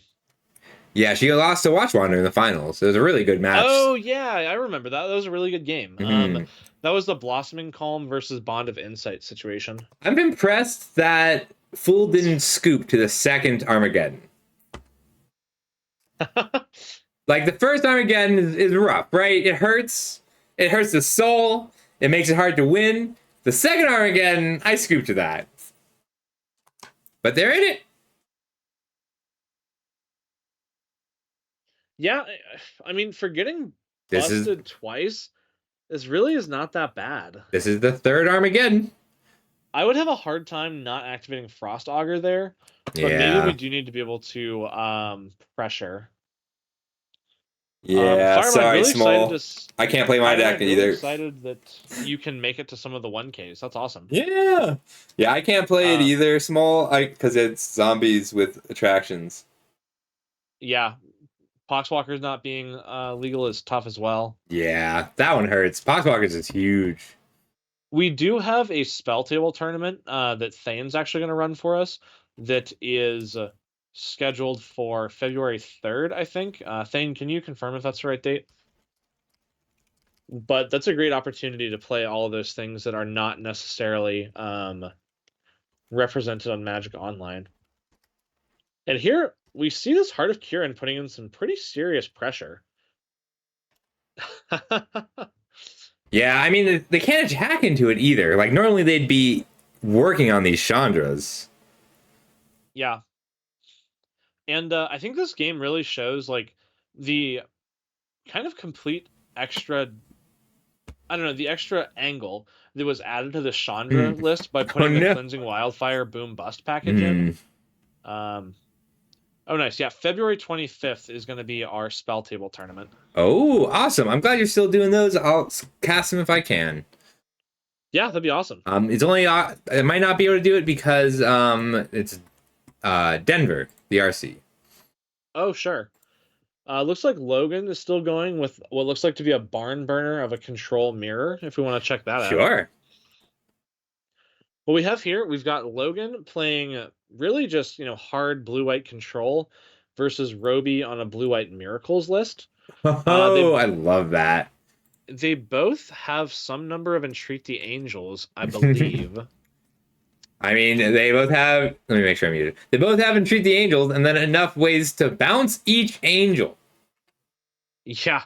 Yeah, I would like to repeal an angel token, please. Barn burner, match goes to time. Yeah. I do see. I think there's more control lists than usual. I agree. There are really 3 control lists here tonight, right? Yes. You only need 1 copy of that one. There's also a blue-white energy field rest in peace. Onion, thanks for the follow. Wow, this is Roby's got a minute left. So I will say, if there's one thing that can win in a minute, it's Approach of the Second Sun. But I don't think it can win in a minute through 3 pieces of permission. I'll tell you that right now. That is probably correct. Like, through 3 counter spells and a Narset, he has to win with Approach of the Second Sun in 55 seconds. I'm rooting for you, Roby. I really am. Yeah. Noel, your brother was really close to top 8ing that last event with the Rest in Peace deck, right? The Energy Flux one? That one was awesome. Yeah. I'm pretty sure he Counterspell or combo control is great. So that one, everybody, is Rest in Peace Energy Flux, which Energy Flux you can't take damage and until a card goes to your graveyard, and Rest in Peace cards can't go to the graveyard. But it is really good in this meta because lots of people care about their graveyards, and you're main decking for Rest in Peace. Yeah, and that's one of the things I find really neat about this format. It's that, like, reprints, like, for example, Rest in Peace was on the bonus sheet in the Wilds of Eldraine. It's really fun that, like, a reprint like that is very significant for our format. You know what I mean? Like, Rest in Peace basically got printed into our format. We're probably about to get a whole bunch of random new cards, huh? Because of the way the list is about to start functioning. I don't know much about that, but I believe you. So, like, the list used to be, like, I don't remember the number. It was a lot of cards. And then you get, like, 1 in a collector's booster or in every 5 set boosters. And now there's a slot in every pack that is opened other than a collector's booster. Oh, there's the Approach with 10 seconds left. That's lethal. If he can win a counter war here, if Roby has double counterspell, I think he wins the game. He needs triple counterspell total. Oh, you're right. 2 counterspells does it. But he also needs a few more seconds. This is true. We'll touch base with him later and see if he had double counterspell. Was that the last match? Servo might still be going. Nope. All right, let me check on Match Reno. It looks like... Oh, Watchwander and Everett are still playing, I think. Servo and Onion just finished, it looks like. So Watch and Yoda are going. Yeah, I'll ask Watch to stream. Hey, Watchwander, if you can stream your match for us, that would be awesome. Everett, I don't know if he's signed into Discord on that PC, so he may not be able to. Oh, okay, it's finished. Thanks, Watch. All right, Watchwander 1-2-1, and I think Servo just finished. Okay, sweet. I wonder who got there. That was the Wilderness Wreck versus Flash match. Yeah. Oh, the Flash deck's really cool. Yeah. Servo and Onion, who got there? I gotta be honest, if I brought Blue-White Flash, I would be shocked to queue into 2 counterspell control decks. That's like... I can take care of it. I just need to know the score. Wow. Yes, but you're buzzing really bad, so not really.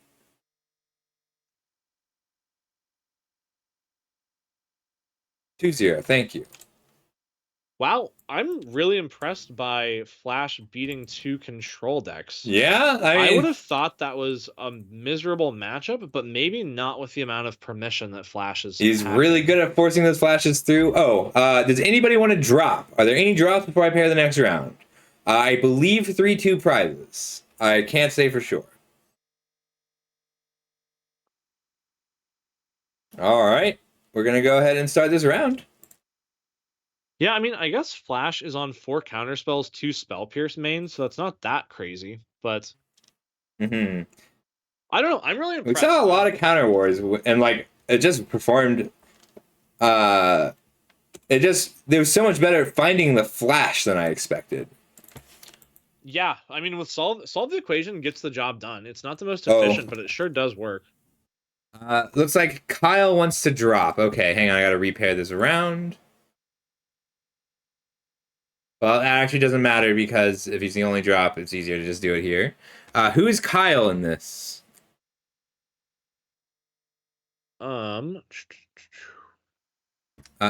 Cool. Who is Kyle?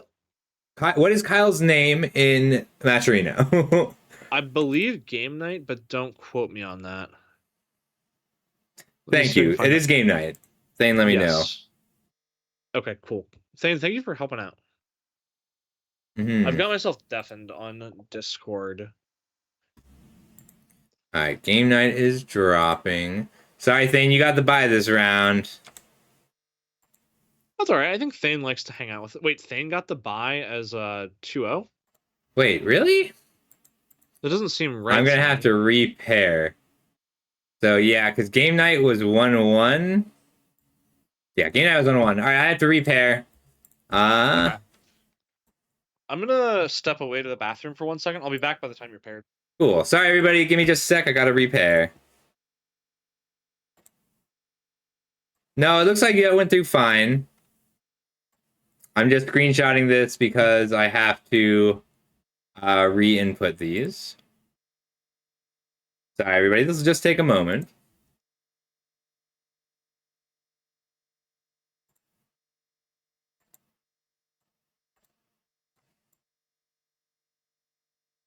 All right, we're dropping Game Night. Yeah, you did get the pair down, but we're redoing it because he won this round and we're giving it to Ollie instead. Because that's what happens when you drop. So, Ollie, congratulations. You got bumped up to a win. Let me just check that they dropped okay. Finalize rounds.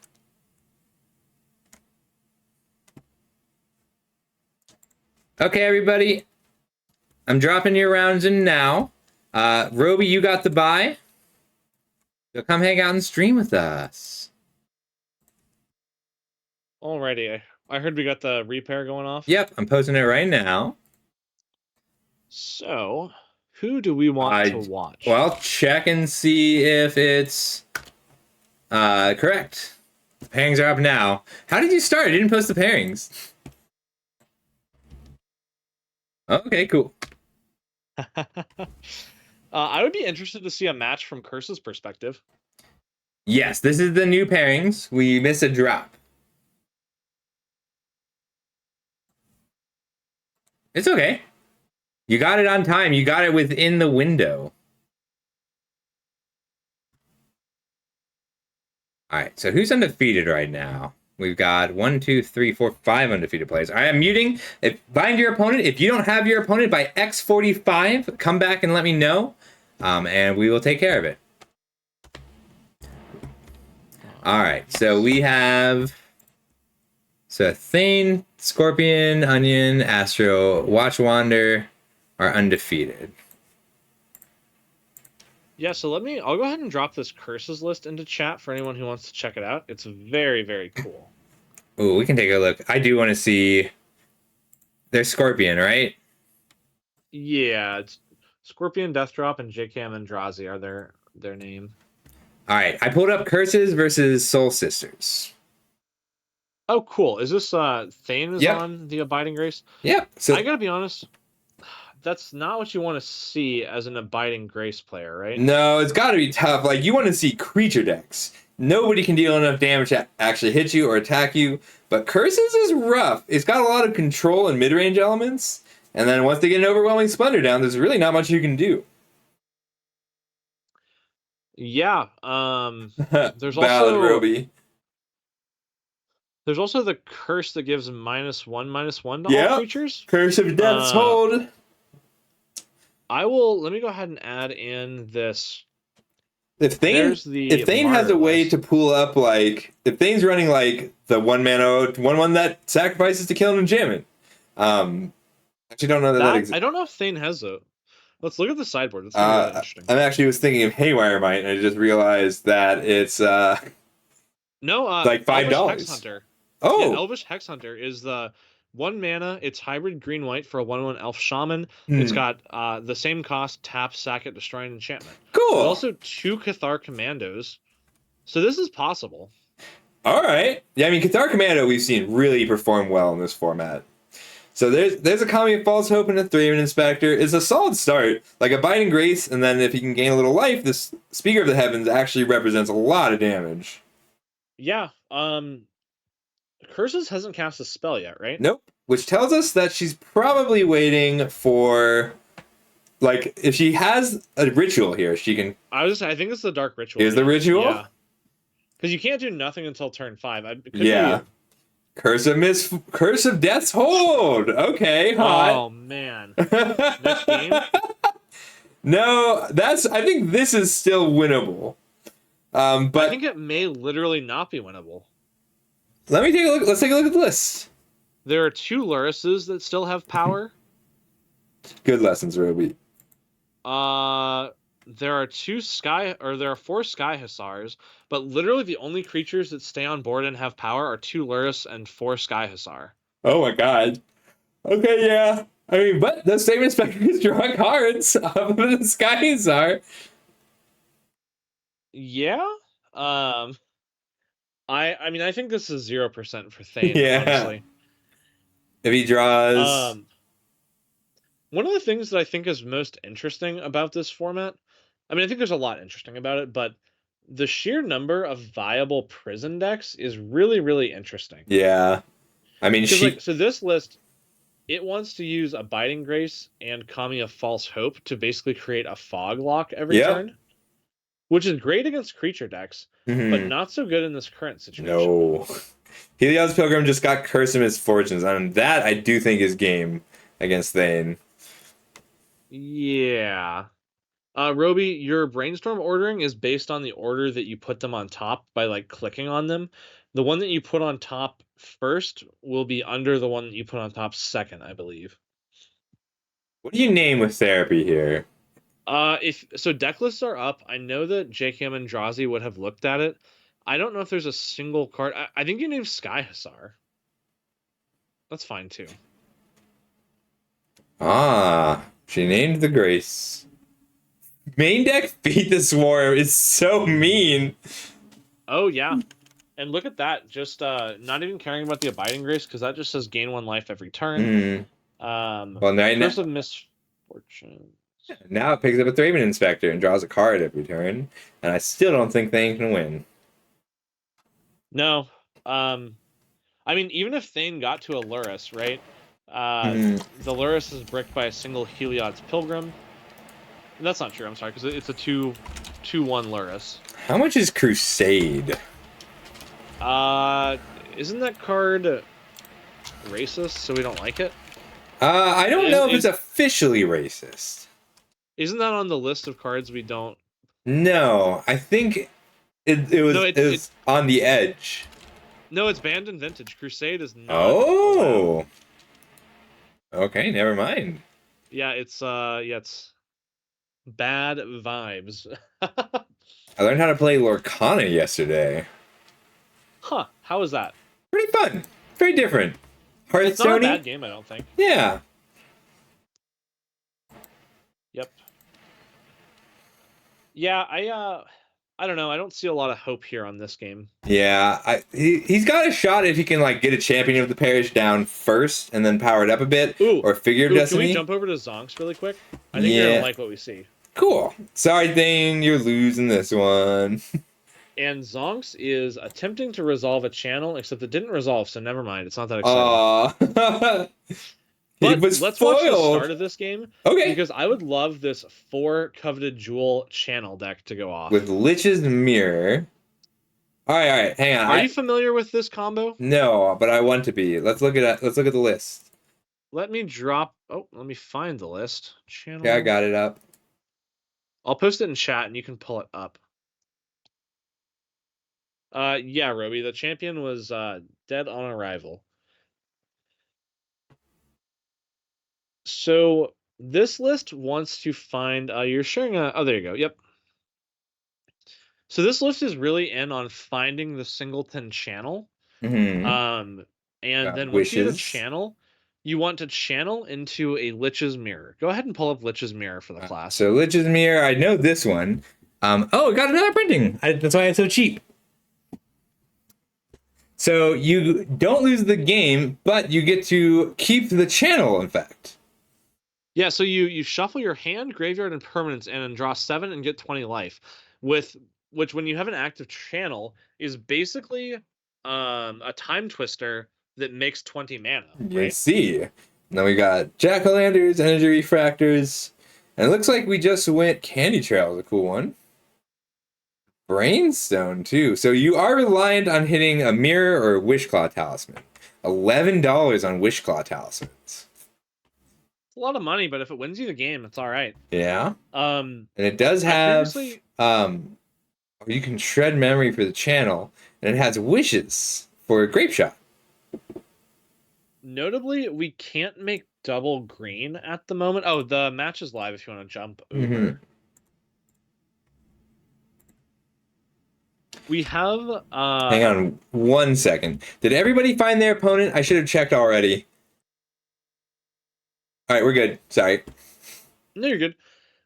So this hand can't actually make double green at the moment for channel, but it can theoretically find the channel. Yeah, you really got to be careful with the Witchclaw Talisman because, like, you got to win the turn you fire.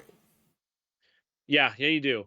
And notably, we saw it right as the last game ended. Fool is packing, I believe, a full playset of foils. Oh, hey, Alex.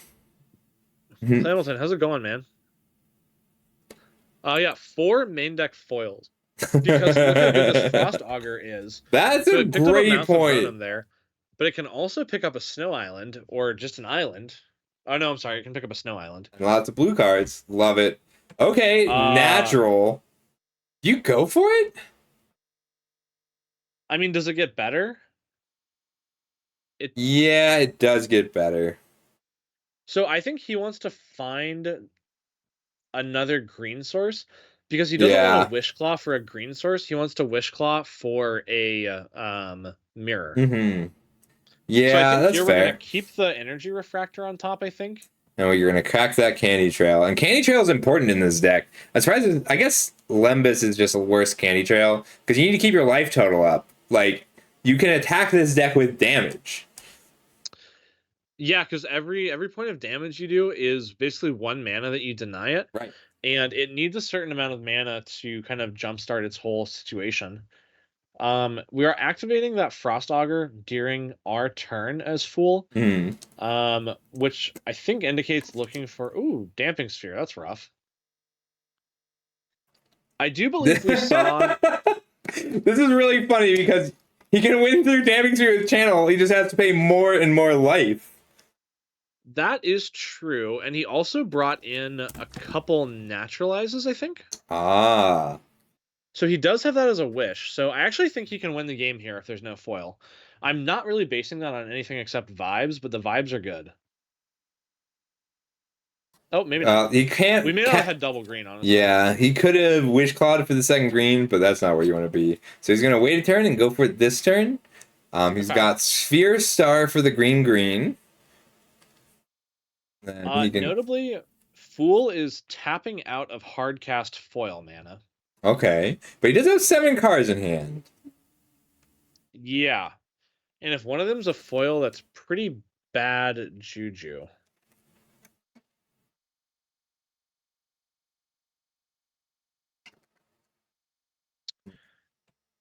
But, maybe with a Damping Sphere, maybe that's cool, Alex. Have it.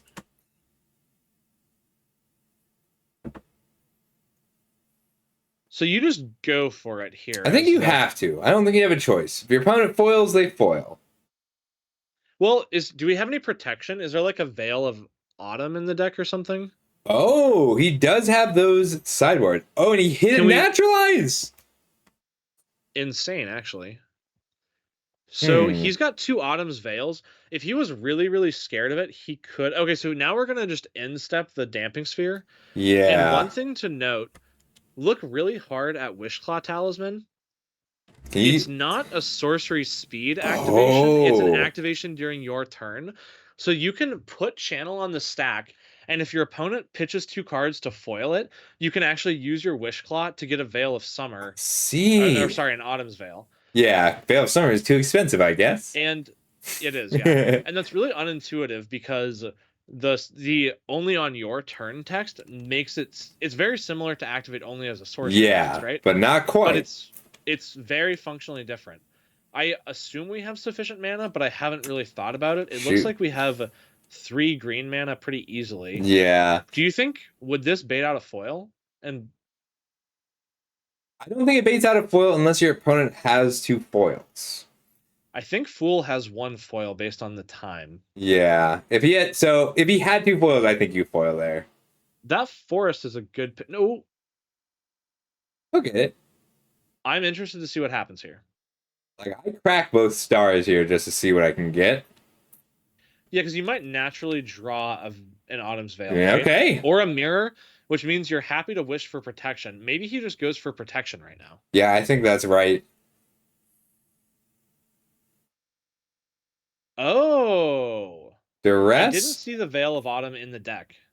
Yeah, okay. So he didn't bring it in. So this beats single foil, but not double foil. Ravenous Trap. Does that do anything here? It exiles the channel. So okay, it's not gonna, yeah, sure. But that's it. Like he has to. This has to fail to go off, basically. Like yes, this deck does have a whiff rate of some number. I don't know what it is, but there is a number. Well, so like Ravenous Trap can hit enough of the draw spells to stop it. Can you wish for a Lich's Mirror once it exiles? Yeah, I think you can. You can Karn for an exile thing. So here we're making some mana. Mm-hmm. And we're going to float some mana, and then we're going to kill ourselves with Channel, which is going to proc our Lich's Mirror. Beautiful. Coveted Jewel is going to draw 3 cards and make 3 mana, which is a really cool way to filter. Because it's going to turn colorless Channel mana into real mana. The Energy Refractor is also interesting. Picking up blue with it. It's a surprise. I don't know what that's for. I'd have to look. There's a Tinker in the deck, so maybe just grab... Oh, he's stacking the card draw triggers and then killing himself. Oh, wow, then draws so 4. That's hot. Okay, yes. Cool. So yeah, Thanks, Jazzy points out that only Karn can. That's a really good point. We might have that card might be cheap enough soon. So Tinker is a guaranteed Lich's Mirror, so is Wishclaw. Yep. And keep in mind, as long as you spend less than 20 mana getting to your next mirror, you're still netting mana. So we're gonna see more and more mana go out here. I'm hoping that Fool lets this play out. I think that Fool will. I might make the request. Now, Fool can concede whenever they want, but I think Fool's going to wait to see a kill, which is great for us, the viewer. Mm-hmm.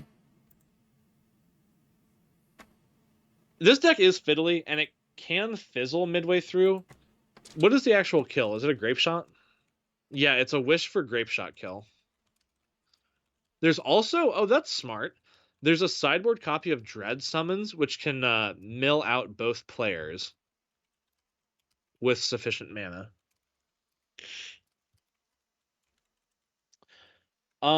There is a Ravenous Trap. Does that scare us at all? I don't think so. Things have, like, both wishes have to hit the graveyard for Ravenous Trap to be an issue. And because we know about the Ravenous Trap, I don't think it's going to happen. I think I agree. I would have to be a little bit more familiar with this Lich's Mirror combo, but I do think you're right. Yeah. And here...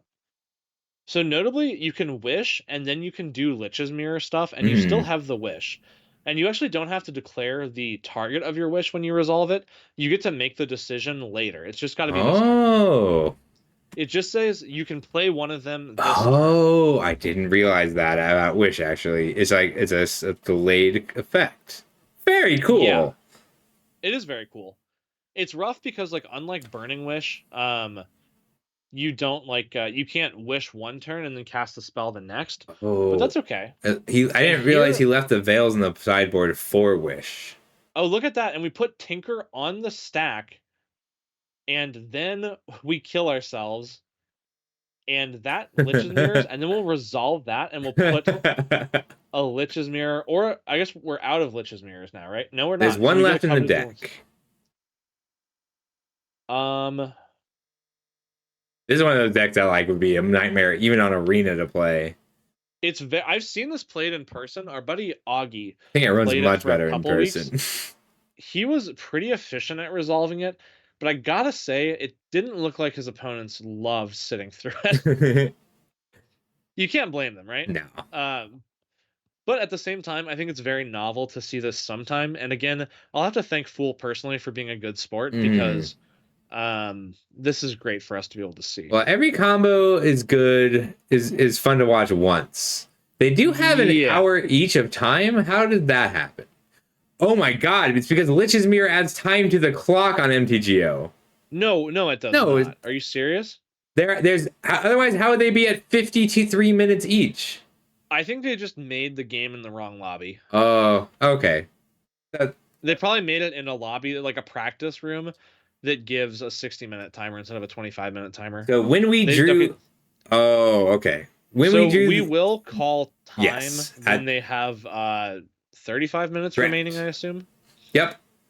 And it is also correct for Fool to make his opponent play this out, because time is a factor.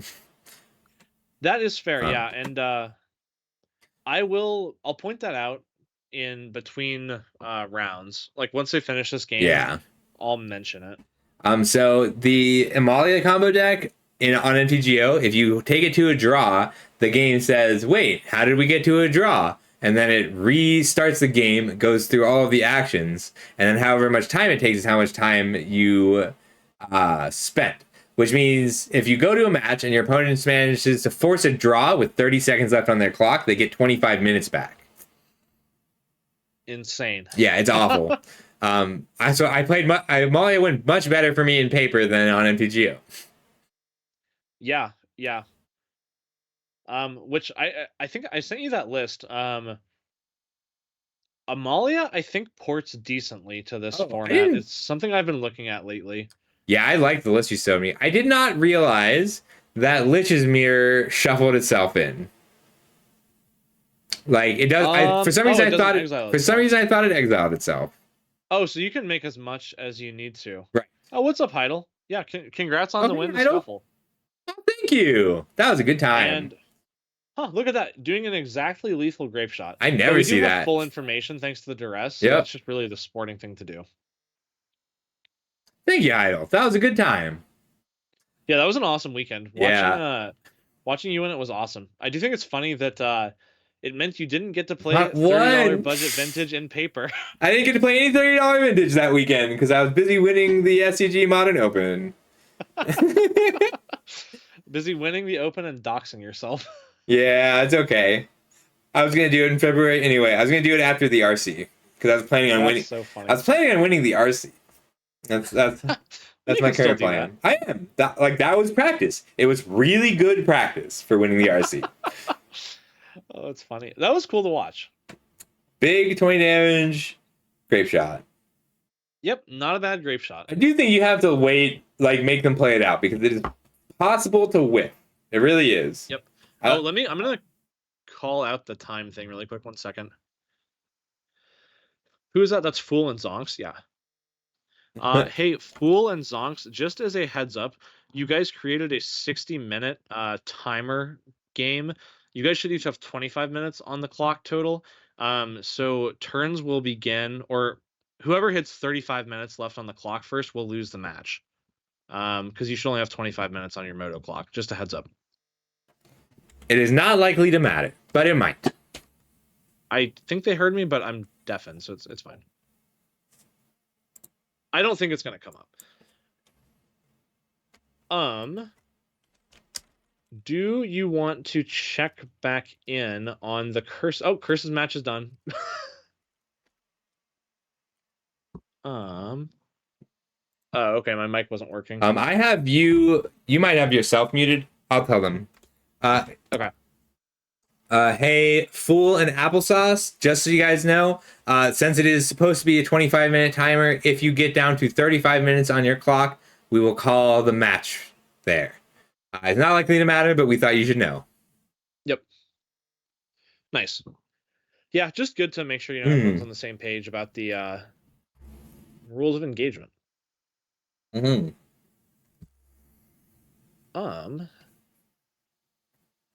Watch Wander is done. It looks like Yeah, sorry, Bane. That's tough for you. Yeah. We saw the game 1? Did Curses win that match?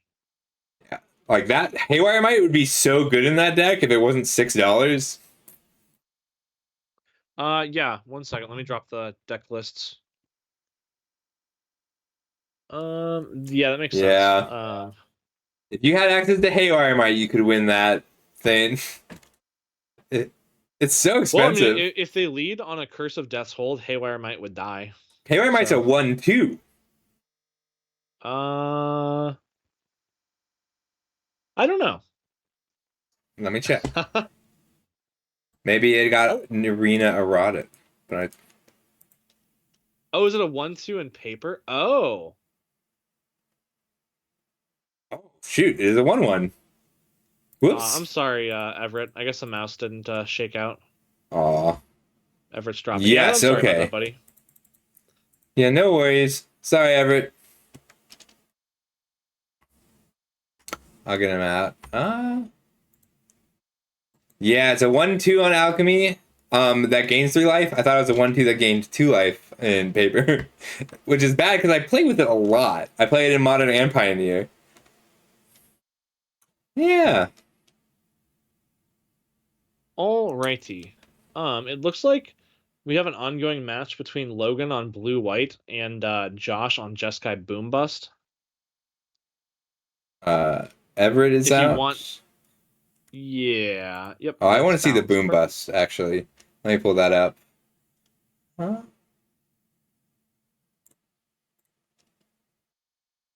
Yeah, I like this deck. All right, let me pull. I'm just gonna go ahead and drop that.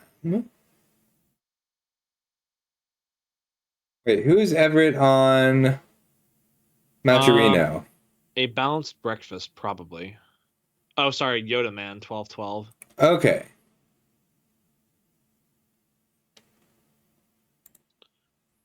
So you've pulled up the Watch Wander sinkhole list, which is not the boom bust list, but it's also something we can watch. Sorry, they saw the boom bust and assumed that it was the boom bust list.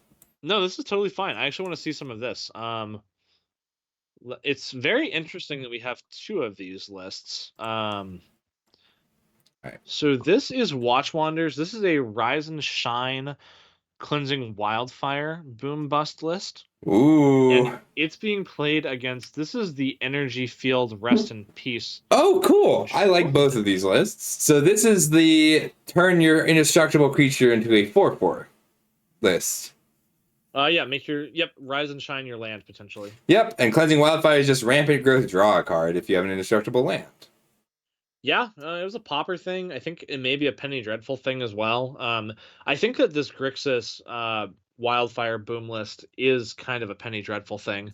Yeah. I remember Andrew was working on that for a while. I like the Ghost Quarters a lot. Yeah, you can Ghost Quarter your own indestructible land as fixing. Go Energy Field indeed. I think Court of Grace is an insane card, by the way. Looks like he's trying to bust instead of boom bust. That makes sense to me. It seems hard to resolve a 6 mana spell in this matchup. Yeah, but I would have to look at the Rest in Peace list. Inquisition plus him makes it a lot easier. Good point. Yeah, the Rest in Peace control deck has 2 counterspell, 4 lose focus, 2 spell pierce. Oh, that's quite a hand. Yeah, you're not. It's okay, Drowsy. You're allowed to be biased. You are allowed to have as much bias as you want. We, as the commentators, are supposed to not be biased, but no, who made that rule? Scuffle. It looks like Servo will be dropping as well. Oh, I wanted to watch him play more, but that's okay. Thanks, buddy. We appreciate you playing. Yeah, let me cool. Blowing that Spell Pierce there, I think that Spell Pierce is just going down in value pretty quick. Well, there's only 2 So cards in the hand, so oh either yeah, and that's gonna okay. you can't stop it from resolving, even with a duplicated lose focus. Yeah, because you would pay 4 mana, replicate it twice, and the opponent would pay 6. Yeah, so this hymn is going to put the Rest in Peace player, that's Astro Zombie, on the Hellbent.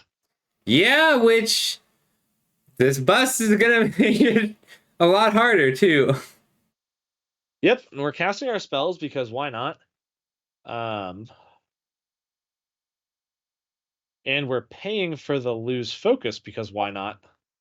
I mean, yeah, because he used. I mean, I probably would have left the would Ghost hold up Drown in Quarter. the Lock. I don't know if Watch doesn't realize that he's on 0 cards or if he's just being working the camera a little bit. But it didn't end up mattering, so. And here we see Ghost Quarter as fixing, I believe. Hmm. Yep, look at that. Oh, he just did it on his upkeep, so he wouldn't have to draw it. So he can smallpox and bust here, and I think you scoop. Yeah. I would maybe just let the smallpox. Oh, we can do. Huh. Yeah, there's definitely a way to force through the bust, but we could just boom, and that's pretty good too. Oh, nope. Okay, Lurrus. That's fine. We have a Drown in the Lock up, and let's just bust next turn. 3, 4, 5, 6, 7, 8. So this way you can bust and hold up Drown in the Lock. Feels pretty good. So, or just develop a Lurrus. We can currently beat Counterspell, but a lose focus would actually stop the bust from resolving. Oh, he's overloading a Rise and Shine. Now, that's not until the end of the turn, right? That's going to make all of those lands 4/4s. Yes. Forever. They put 4 counters on them, and they're indestructible. Do you attack this turn, or do you I don't think I do. I think I hold up Drown in the Lock. So Lurrus plus Founding of a Third Path also allows for repeated castings of Smallpox. Yeah. Yeah, boom bust artifact lands, very, very cool. I like this one. And I assume we probably just want to pay for that Spell Pierce. Yeah.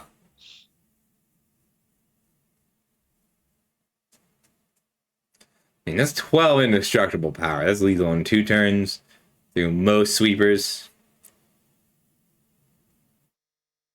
Yeah, the only thing we would be really worried about here is our opponent assembling Energy Field Rest in Peace. They cannot possibly do that from this stage.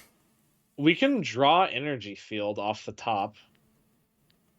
But then, yeah, the Drown in the Lock would be good for that. I really like the Founding the Third Path technology here. Yeah, Founding the Third Path with an Lurrus deck feels really strong. Yeah. I think I bust here. Like, I think I would have kept a creature. I think I would have pre-combat busted because that removes all hope. But it's not like there's a lot that zombie can do here. Yeah. Yeah. That's cool. I think I bust here. I mean it, too. Hey, if you guys clip that, send it my way. Clanwilton, I'm sure Servo hates that you. Dragon finish. Looks like Fool and Lich's Mirror does appear to be Lich's mirroring again. Oh, we can jump over. Oh no, or we could watch the control matchup. That's cool too. We know how this deck works. Yeah, we'll hop over to control. Yeah, from Logan's perspective. Yeah. Whoops. Clicked the wrong button.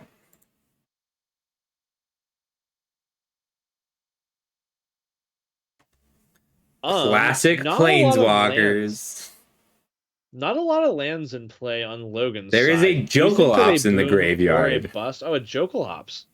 Haven't seen that one in a while. Yeah. Treasure Cruise is not a bad follow-up, though. It is not. It's still going to be tough, but Gideon is kind of doable here. Tough that was a tapped land. It'd be really nice to be able to seal away that Gideon when it attacks. Losing Jace here is definitely unfortunate. How many counters does Jace have on him? 2, okay. A whopping 2. You can't even mini fact. Yeah, place your bets. I'm betting for the Jace deck. Are there really no energy fluxes registered tonight? I think our last player was on Energy Flex. Drazi's brother. No, that was energy field. Oh. We're talking about energy flux, which is the big Kataki effect. Yeah, okay. Never mind. Yeah, you're right, Zero. There's no affinity players today and not a lot of affinity hate. Yeah, there's a lot of control and anti-control today. I refuse to leave home without my energy fluxes, I gotta be honest. I can't believe there are 3 Armageddon decks playing today. Yeah, so when someone asked earlier if this was representative of the metagame, I think it's pretty close. I also think that people are more willing to play kind of more experimental things in these tournaments. Some things are established. Like at this point, I think we've established that Curses is very strong. Mono Black Aggro is strong. Green White Initiative is strong. But it looks like, we're still continuing to explore some of these more interesting strategies, honestly. These are really, really cool to see. I like the set of control decks. I think, yeah, just Blue-White Miracles and Blue-White Control are both, I think, a little underexplored, truthfully. It also makes sense that people are playing decks that they don't already have in paper, because it's cheaper to test them here. Yeah, that's a really good point, too. Yes?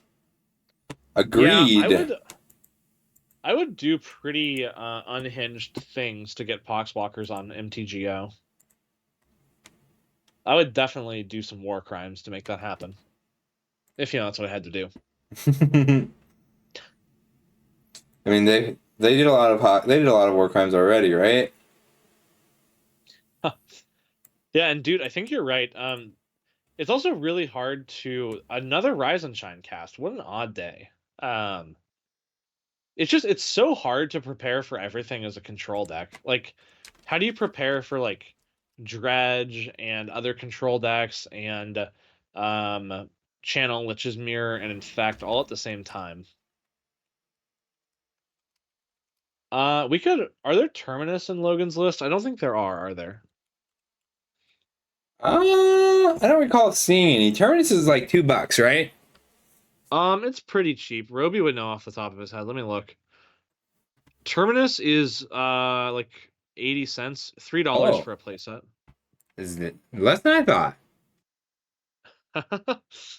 Yeah, catch me in Heidel running around with our red crosses, impersonating medical folks. Right. Repeal says non-land. Oh yeah, Terminus wouldn't stop it. Womp womp. Why wouldn't Terminus stop it? Is Terminus non-land creatures? Oh no, it's just creatures. Okay. Yeah, but Repeal does not work here.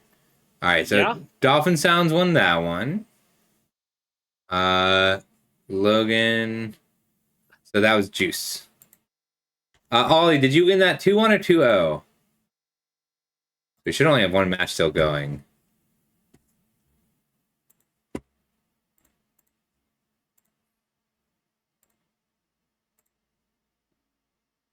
It looks like everybody's done. Juice was Dolphin Sounds. Oh, so you're asking 2-1 or 2-0? Yeah. I'm not sure.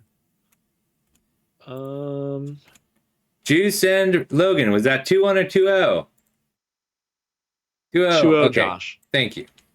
Awesome. Good stuff. We are cruising through this tournament, though. Hey, Deds. I'm just doing coverage today, Deds. Let me know if you have any questions.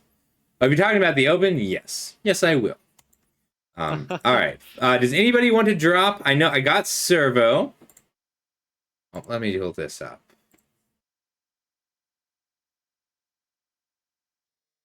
Yeah, you don't. I need to go get a drink too. I'm actually not Josh, feeling it. You can't drink bourbon while winning on Magic Online? All right, let's see. I got Servo. I got Game Night. Everett dropped. That's Yoda Man. Yoda Man dropped. So I have 3 drops. Does anybody else want to drop before the next round starts? I'm going to check Discord. If you want to drop, you have to send me a message. You have to tell me that you want to drop. That is important. You are welcome to drop, but you need to tell me. Yep. And if anyone in chat wants to get in on the $30 budget vintage fun, go ahead and you can follow that Discord link and you can join the Discord and play in the next tournament if you want. We'd love to have you. Is Onion undefeated right now? I believe so. No shot, really. Yeah, that flash deck is sweet and surprising. We have 3 3-0s. Onion, Watchwander, and... So, our undefeated decks are Curses, Animated Watchwander's deck, and Onion. All right, everybody... This is insane. We are starting round 4. I would love to watch the flash deck. Onion, would you mind streaming this round? That's awesome. Thank you, Onion. Yeah, if you can't, no worries. It's a tough deck to play. They've been sharp today. All right, Servo suspects a lot of people are going to register this flash deck and go 0-4 in events. Been there. The first time I got a high-profile top 8, I had 3 cards that were uncastable in the main deck, and I sided them out in every single game, and everybody put them in, and I felt really bad about it. I ran 3 Abrupt Decays without enough black sources to cast them.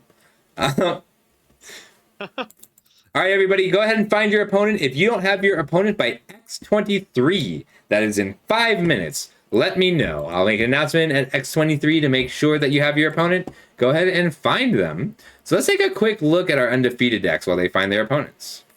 Yeah, so we have... let me mute this. Oh, they have their opponent, actually. Onion is starting the game. Wait, I think this is a stranger. Onion, you might be... Snappy X is the name of their opponent. You might have gotten matched with a stranger who didn't read the lobby title. Yeah, the stranger just cast a Mox Sapphire. Yeah, sorry. Your opponent did not read the lobby title. You're going to have to remake it. All right, so there's Onion, there's Scorpion, and... Sorry to Snappy X. We are not playing real vintage. We're playing $30 budget vintage. Funny thing, I think we're pretty close to getting a $30 budget vintage section on Moxfield. Whoa, that's awesome. Yeah. When did that happen? We've been talking to them. They also recently fixed it. It was a bug, and now Snowlands actually get priced properly, which is sweet. Ooh, that's awesome. Servo, next time you get Snappy jumping into a game, just invite them to come play our format instead of lame real vintage. Yeah. You just gotta proselytize. Convert. All right, so we have 3 undefeated decks right now. Oh, yeah. Let me make sure I'm muted in Discord. All right, so 3 undefeated decks. Of course, we have Curses, one of my all-time favorites. Thanks, so sick. Like, it main decks Bitterheart Witch and Heliod's Pilgrim alongside Soul Ring and Dark Ritual and Hymn to Torok and Cabal Therapy. Makes it look good, too. It does. And then it runs all of these janky curses with 4 Curse of Misfortunes. It's a beautiful deck. All right, they're off to the races on the Flash matchup, so maybe we just watch that. Yeah. We can circle back. I'd like to see mulligans.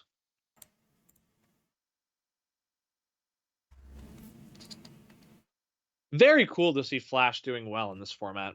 Yeah, especially when you can have a copy of it. All right. The only other place I've seen it do anything is Kairi and Hidetsugu combo. Flash and that's cool. So you flash it in and it lets you stack the Brainstorm and the Death Trigger however you want. Yeah. So you can...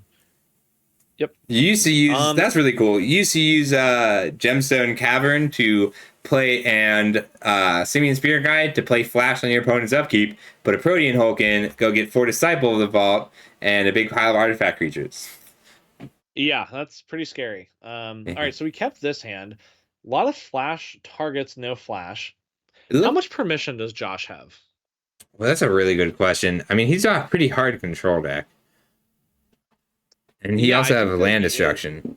On the Boom Bust. And notably, Woodfall Primus can't destroy indestructible lands. This is true. Although he can try and keep him off of the bust mana, and he can hit a Soul Ring.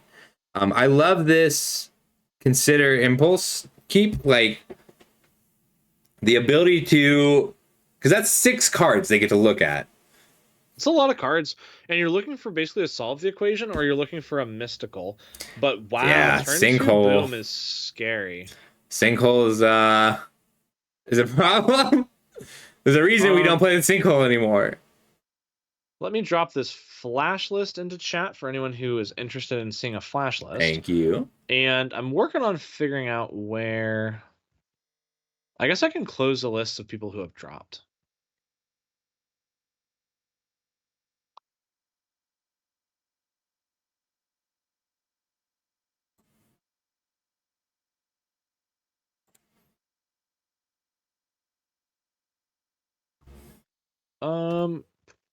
I just don't have it open. Okay.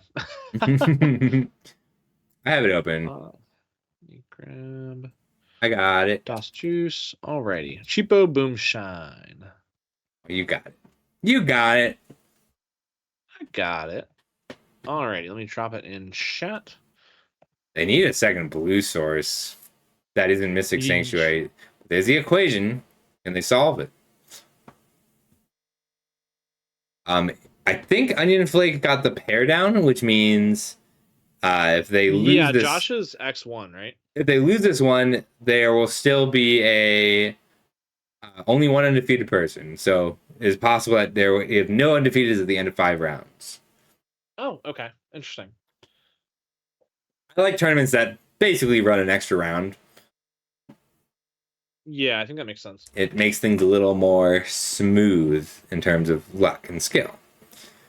In a few minutes here, I'm going to take a very short break to feed my dog. I'll be right back.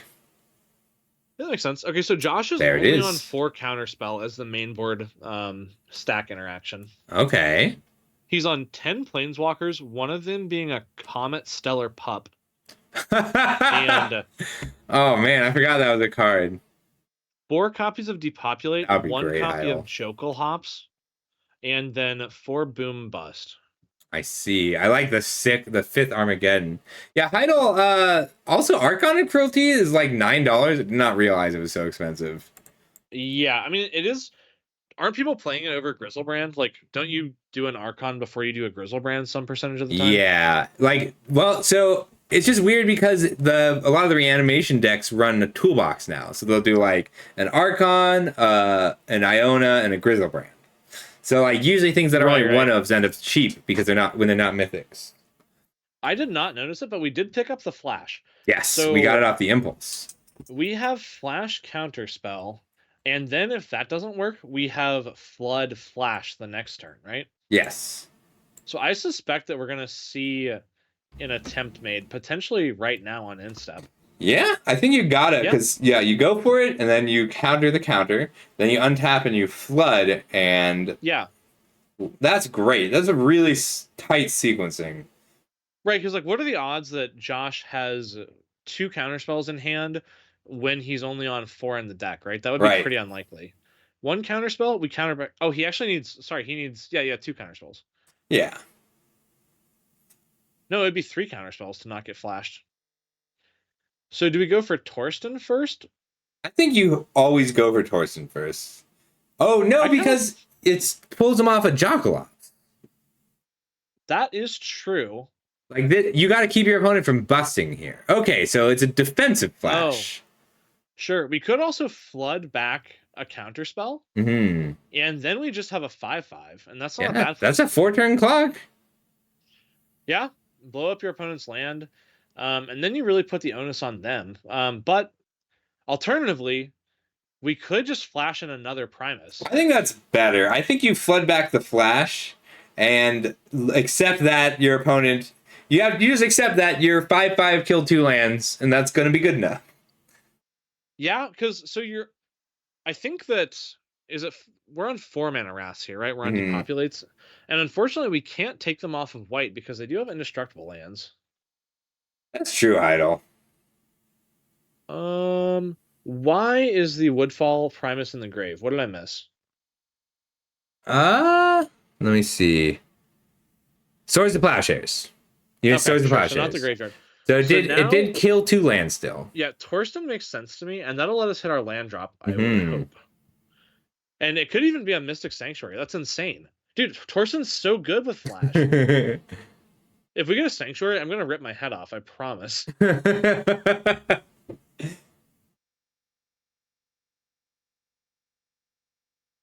get all of these Magic cards?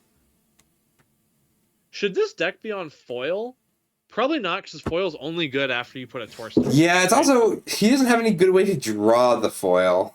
I could see one of it as a solve target, but... Yeah, but... How much is Pact of Negation? Too much. Well, I don't know. I suspect it is. I thought it was like 11. That's too much. Yeah, I think you're right. So... It's 960. That's pretty bad. Yeah, but it's within the... It is within the rounds of possibility. Usually if it's $10, it could be 5. So Josh does not have a depopulate in hand. No. I mean, he might, but doesn't have the 4th land. Oh yeah, sorry, that was the wrong take by me. Counterspell, not a bad one to find.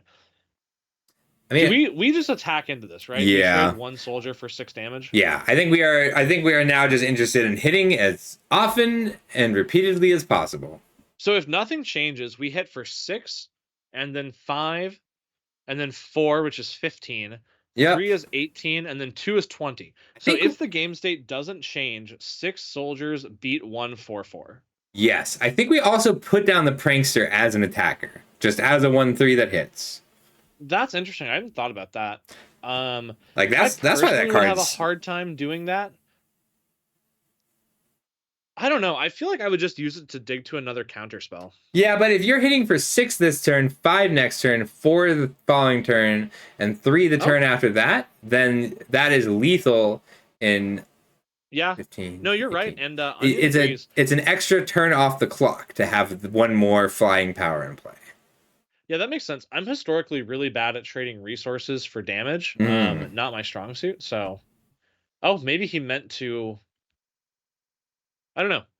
He says oops in chat, but yeah, I think that just getting it down makes sense. So even if it was a mistake, I think it's pretty good. I mean, if you didn't have the land there, then you definitely don't do it. But like, I think it's correct to cast this as a creature and hold up a counterspell. Yeah. And then, oh my gosh, we could just solve for another counterspell. Yeah, yes. Deal. I think I'm going to buy this flash deck to take to Philadelphia. This is really cool. Yeah, I think we should. I'll help. I think we should pick up Flash and Curses. I'm not going to make Philadelphia, but I'll make the one after it. Atlanta. Oh, you said you can't make Philadelphia? Wait, when is Philadelphia? Is this coming weekend? No, that's Hartford. Philadelphia is March 9th. I'm pretty sure I can make that. We don't know the format yet. I know you said you'd be willing to go if you could make money at it, though. Yeah, I'm worried that SCG is about to change how they run events. I think they're about to make... I think it's fine, but like if I can play Modern, Standard, Pioneer, or Limited there for a few $1,000s, then I will go. They might have put the events on once. Ooh. But yeah, I want to get... I love this one in Curses. 10K? Saturday's a Modern 10K. Is that the main event, or is that usually the main event, it's a 20K that's the main event. So they usually do 1 20K, 3 10 or 2 10Ks, 3 5Ks for different games and formats. Gotcha. Yeah, maybe it's not all the way up, but there will be a Modern 10K, so you can make some money on that. Yeah. Plus, that's only 1 day. That means I can play in the other 2 events. Also, it depends on how the RC goes. So this is a turn 2 flash, but there's no payoff. We would have to naturally rip a payoff here. We could flash in the Archaeomancer. We technically could. That's a legal line. All right, I'm going to feed my dog really quick. I'll be right back. Yeah, I got this. That's fine. So I kind of think that we're not going to see the Mystical Tutor on turn 1. I don't know. Maybe we just Like want to that? resolve the mystical Do you tutor. like the heater? I'll take a look You do. at the sideboards. Are you hungry? Do you want your dinner? Boom Bust gets 3 Spell Pierces. Yeah, 3 Spell Pierces. Technically 4 Soul Guide Lanterns, which is pretty good against Woodfall Primus. And it's actually pretty good against Mystic Sanctuary. I don't hate bringing in a couple Soul Guide Lanterns. I think that's pretty reasonable. And Flash gets 4 Loose Focused, 4 Test of Talents if they want it. Which, if you Test of Talents your control opponent's counterspell, that's a good place to be. Cleansing Wildfire is going to resolve. So let's see how Onion chooses to prioritize resolving a Mystical Tutor versus just to consider. You cast the Mystical Tutor here if you really want to make sure you get access to Flash. You cast the Consider if you want to potentially find a Flash target first.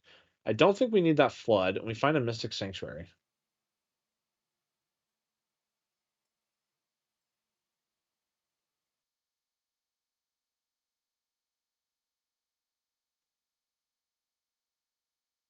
Opponent could potentially play something scary like a Comet here, but we do have Counterspell. Single red mana being tapped. Okay, another Wildfire. I think you just let your opponent have their Wildfires.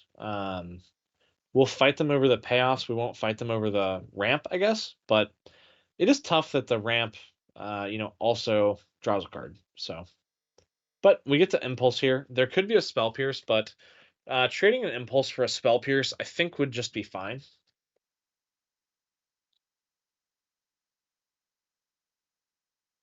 And it looks like Tristani's Summoner, considering it. Okay, so Onion prefers Torsten over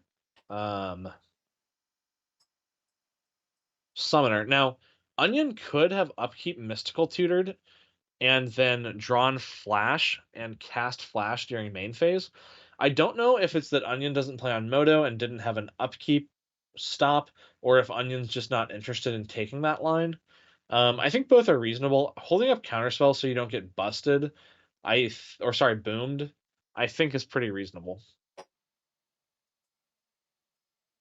Like, let's just continue playing at instant speed.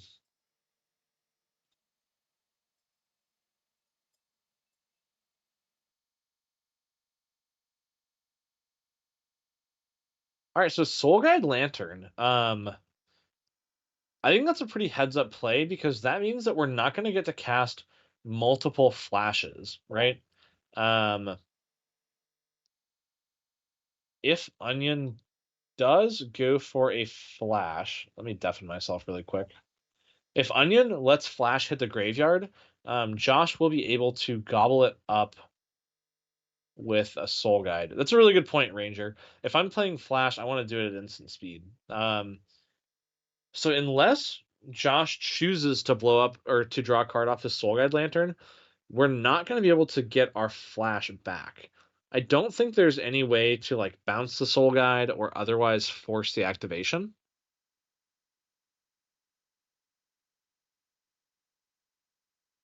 No, I don't think so. So we may have to win the game off of a single Flash, which is tricky.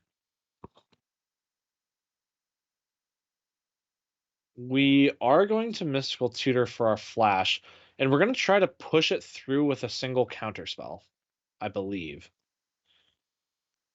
This is going to be soft to double counterspell or counterspell spell pierce. Or alternatively, we just pass the turn. The nice thing about passing the turn is our opponent can't really ever tap out to cast a Planeswalker because they could then lose a counterspell war over the Flash.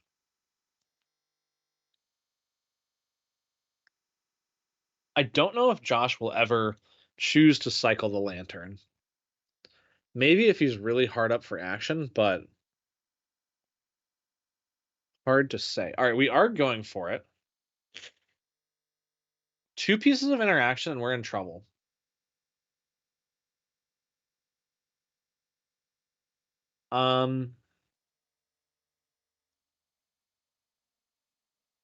This is good. You could just counterspell that, unless it was a bait. But I think he's trying to draw counterspell, and if our opponent draws counterspell, we counter back. If you counter the hieroglyphic, there's a chance that they're baiting you to use your counterspell on that, and then Josh could counterspell back. So I think good job by Onion. Whether it was a bait or not, I still think it was the correct call to let that one go. Just went in there and fed the dog and started making dinner and completely forgot I was streaming. I'm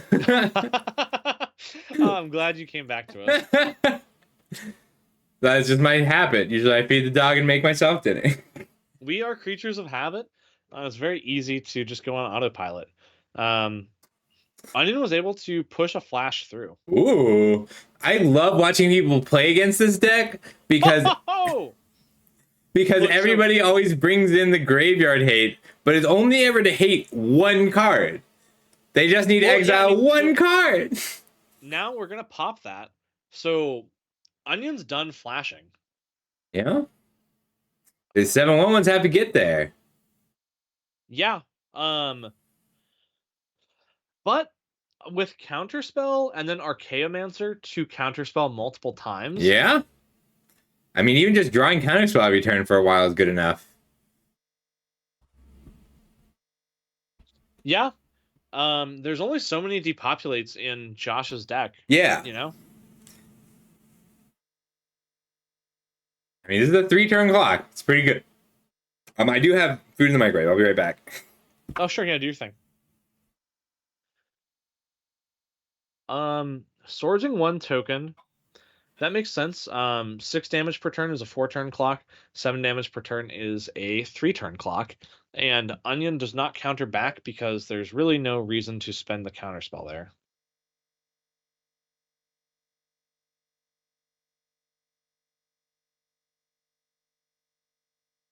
Yeah, I don't know. This is really, really cool.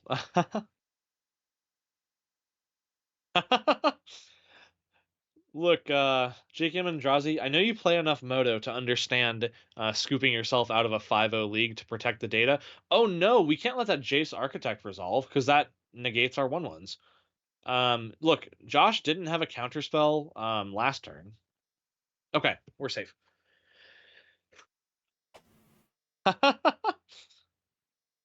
I gotta be honest, JK Mandrazi, one of my biggest fears is rolling up to a 1K and having like 4 people play curses. I'm really soft to that right now, I think. Wildfire's fine, we're not too worried about that.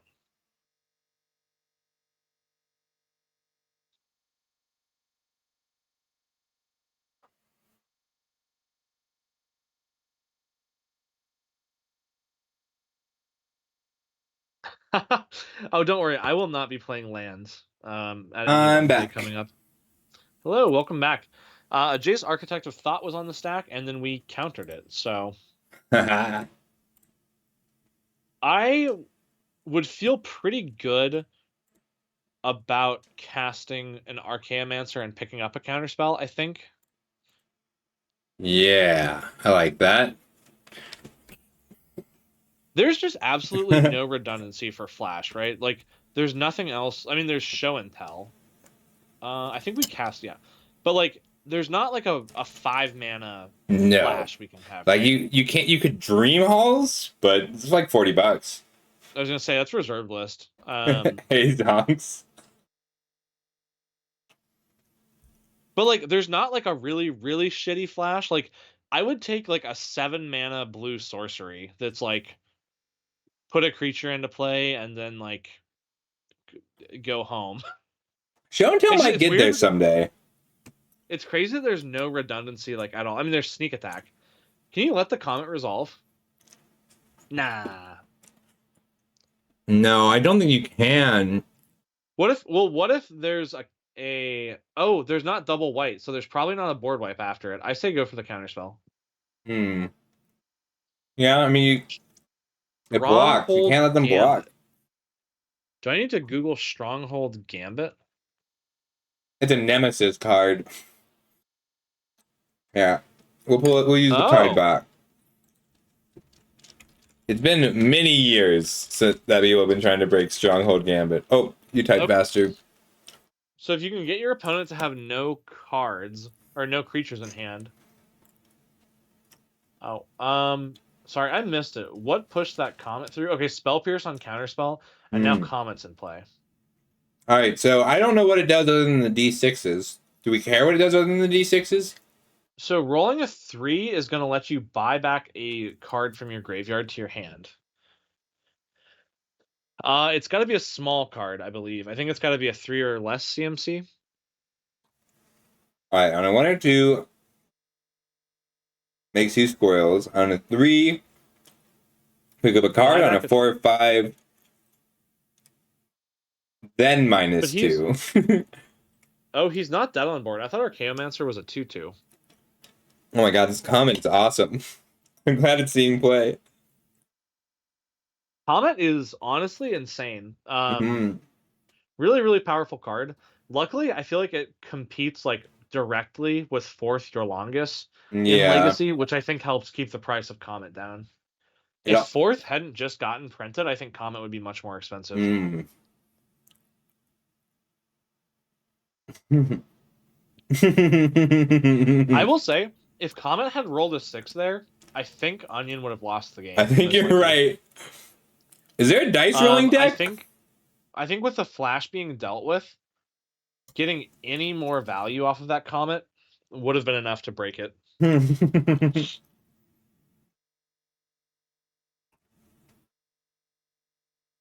Like, Dolphin Sounds is actually just interested in killing 7 1/1s one at a time.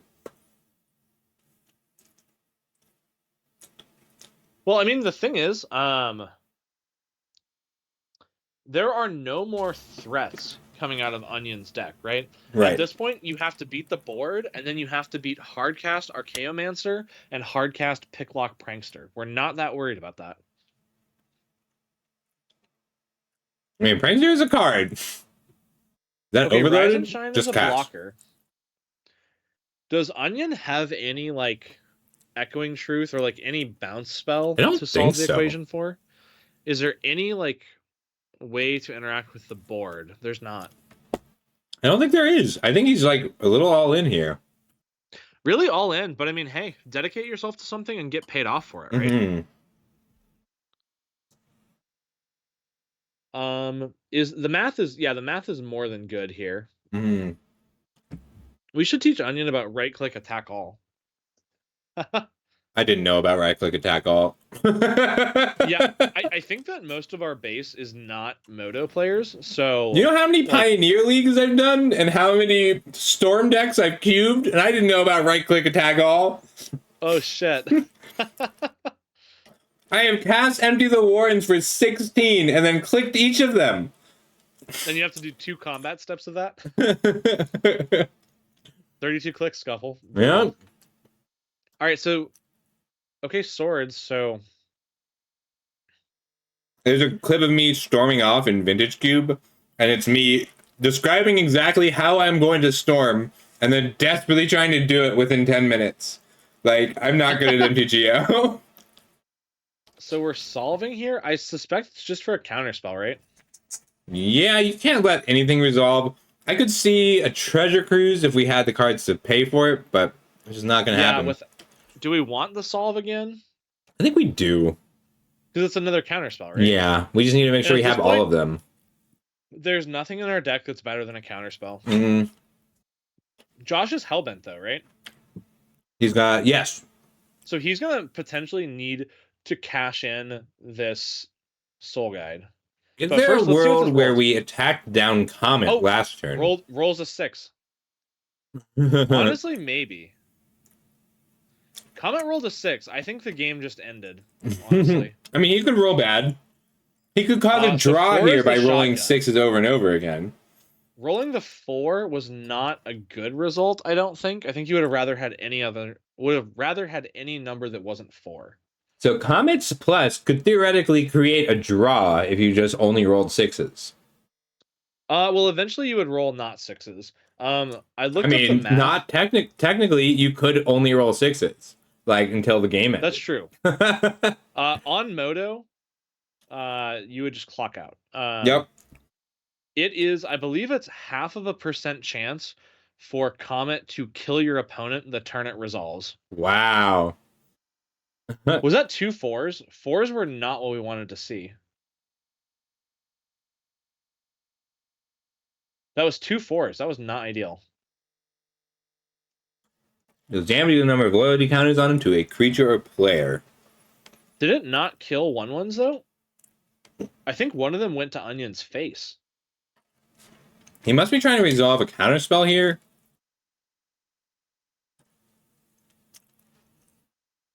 Wow. That was a good one. Yeah, I think that if one of those 4s had been 2 squirrels instead, the game's different. If one of those 4s had been a Swords to Plowshares, that's it's a roll of 3, the game could have been different. Rolling a Was that 6 the was last fortunate. match? Rolling 3 other 4s was not great. Is T-Class still playing? Nope. Looks like T-Class just lost to Astro Zombie on blue-white energy field. So Roby is still playing. Roby is playing against Dan on Jund. I'm actually really excited. We have blue-white miracles versus just straight-up Jund. Ooh, but are either of those streaming? Oh, here we go. Dan is streaming. That's Ketzer. There we go. I gotta turn off this heater. It's too hot. Yeah, I'm in the same boat. My home conditioning system does not reach my room very well, so I use a space heater, and I have to manage it very carefully. All right, I'm back. All right, Roby just cast his first Approach to the Second Sun. Ooh, Sorcerer's Spyglass, because Piting Needle is too expensive. Oh, wow, Elminster and Omen of the Sea are both needled. There's a Cling to Dust in the graveyard, and this Sentinel of the Nameless City is going to potentially... I don't think it works on Omen of the... Oh, it can't make 8/8s. No, you're thinking of the cycling card. Yeah. Omen of the Sea was named just so it can't be sacrificed to Scry, I believe. Oh, the Thassa's. Okay. I was thinking of the one that makes Krakens. Deathrite Shaman remains the bane of the control deck's existence. Yeah, it is. Yeah, Josh, that was really rough. The 4s were exactly what you didn't want, I believe.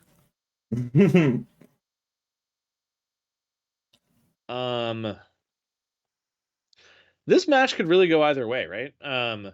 Roby needs to find a little bit of action. There is pretty real pressure on him right now.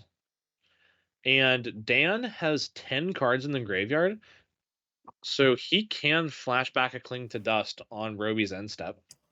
Drowsy, who are you calling transphobia on? You need a target. Stop canceling works. JK Mandrazi's joking. I know. Okay. Without knowing Noel that well, it's a little hard to tell, but they're definitely joking. Yeah, you gotta target when you cancel. It's a rule. I can't just cancel the surroundings. I can't just like broadly cancel. Yeah, because then we'd be like, I'm gonna cancel the Republicans. Like, it would be too easy. It doesn't work. What does Riveteer's Charm do for us here? It's card's nuts. It's a draw 2, right? It's a draw 3. Like, is it a divination? It's 3 mana instant speed, exile 3 cards, and you can cast them. Until the end of your next turn. Yeah, so you can do it on your opponent's end step. The card is like just short of being playable on Modern Jund. Did you see the card from the Catacombs that he's playing 2 copies of? Is that the reanimation spell? It's the reanimation spell for 5 mana. It's from any graveyard, and it makes you have the initiative, I believe. Oh, that's cool. And it's got escape for 3 black. I think that card's really powerful. I just sold a bunch of Mind Break Traps. I did not realize Mind Break Trap had hit $80. Did he impulsed into 3 lands off the top, by the way. Yeah, that's pretty lame. I mean, but that 3 lands he's not going to draw. He's got a Cling to Dust, too. Yeah, I have not been counting, but it looks to me like Roby's going to find his way to that approach. Yeah. Mm-hmm. I sure didn't do the math on that, though. I didn't see him cast it, so... It was a bit ago. Wow, really terrible draws for Dan, unfortunately. You know, like, I would never put Roby on a hard control player. He does a little bit of everything, but yeah, he does like control. Yeah, he's been enjoying it. He played some Mindsplice for a while. Let's see. I don't know if Dan has forgotten about his Cling to Dust because he sure hasn't used it. I don't think 5 there's. cards? Yeah, there's 11 in his graveyard, I believe. Did he manage to fit a Goyfin? No, I don't think so. No Goyfs tonight. Although, did you see there was a picture circulating Twitter where Tarmogoyf is less expensive than the Goblin Shaman token for Fable? What a lovely little picture. Mm-hmm. Is this the approach? Probably. Boom. All right, Roby got there. All right, Roby, was that 2-0? Good question. Yeah, the other is a Goyf. The thing about Fable is like, I'm always never feels broken against me. It's always like good. That's fair. Speaking of good, Blue Watchwander undefeated going into round 5. Ooh. No one was saying it, but if someone was saying he was a high tide one trick, anyone thinking that would be put in their place because Watch is showing us that he can win with just about anything.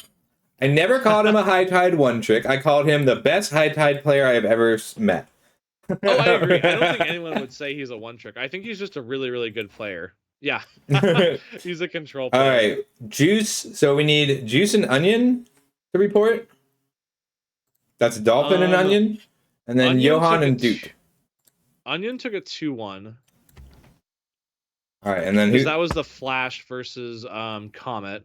Oh, I'm sorry, 2-0. I lied. Yeah. Oh, well, I can fix that right now. I don't know why I am allowed to talk. Sorry, Onion. All right, and then Dude and Johan. They're still playing.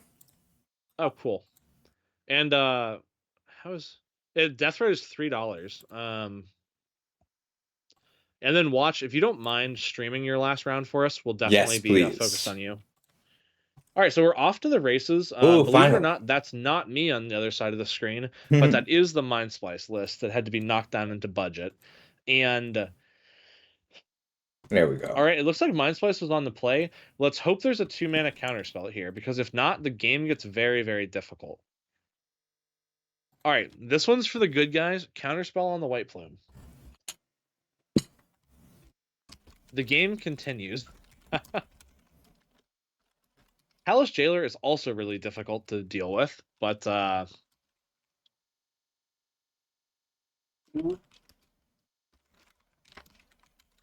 that's fine too. Anointed Peacekeeper is either going to eat a counterspell or clear the way for a Jailer. Oh, yep. Okay, Cling to Dust. Peacekeeper has been just like always a problem when it comes down. Card is very, very good. Mm-hmm. How often do you play Peacekeeper and then name something you don't see? Yeah, I think pretty often, actually. The ability to do that is crazy. Thank you. I don't think there's a bad name here. I probably wouldn't name Dig Through Time, but any of the other ones seem really reasonable. Yeah. I could see Cling to Dust too. No, not really. That's true. Not. I think when it's competing with Dig, you don't need to worry about it. What did he end up naming? I missed it. Oh, he doesn't have his log on the right. I can't tell. Yeah, that's too bad.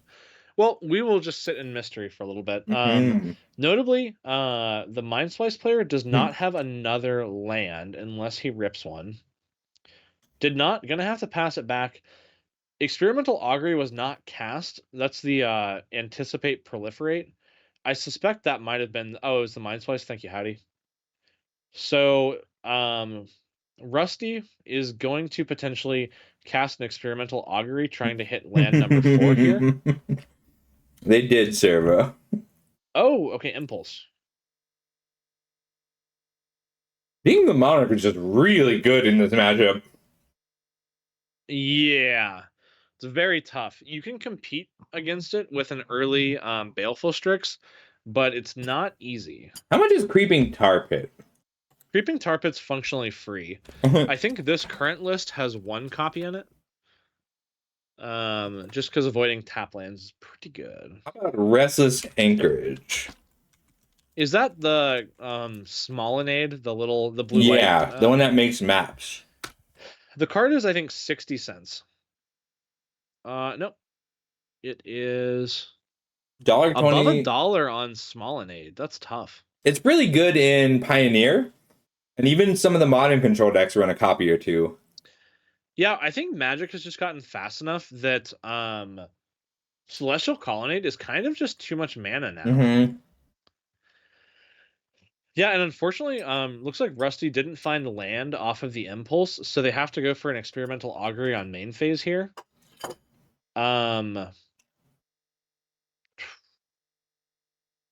They do find land. It's gonna be a little tough here. I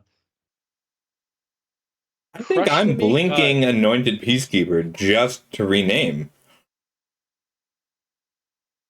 Because you're okay with your opponent tapping out for a Mindsplicer at this stage of the game.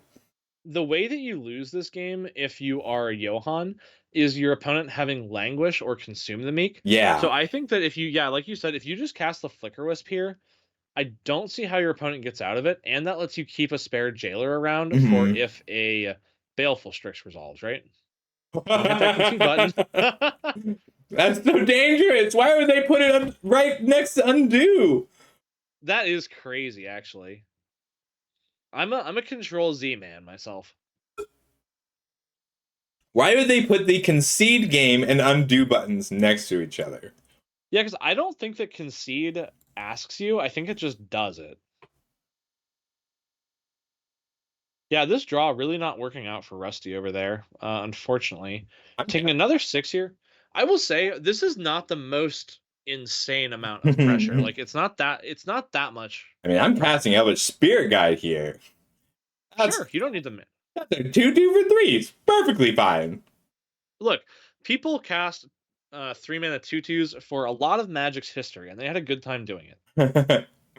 They still do. People play 94-95. They get those gray ogres out. Yeah, send it. Green ogre indeed.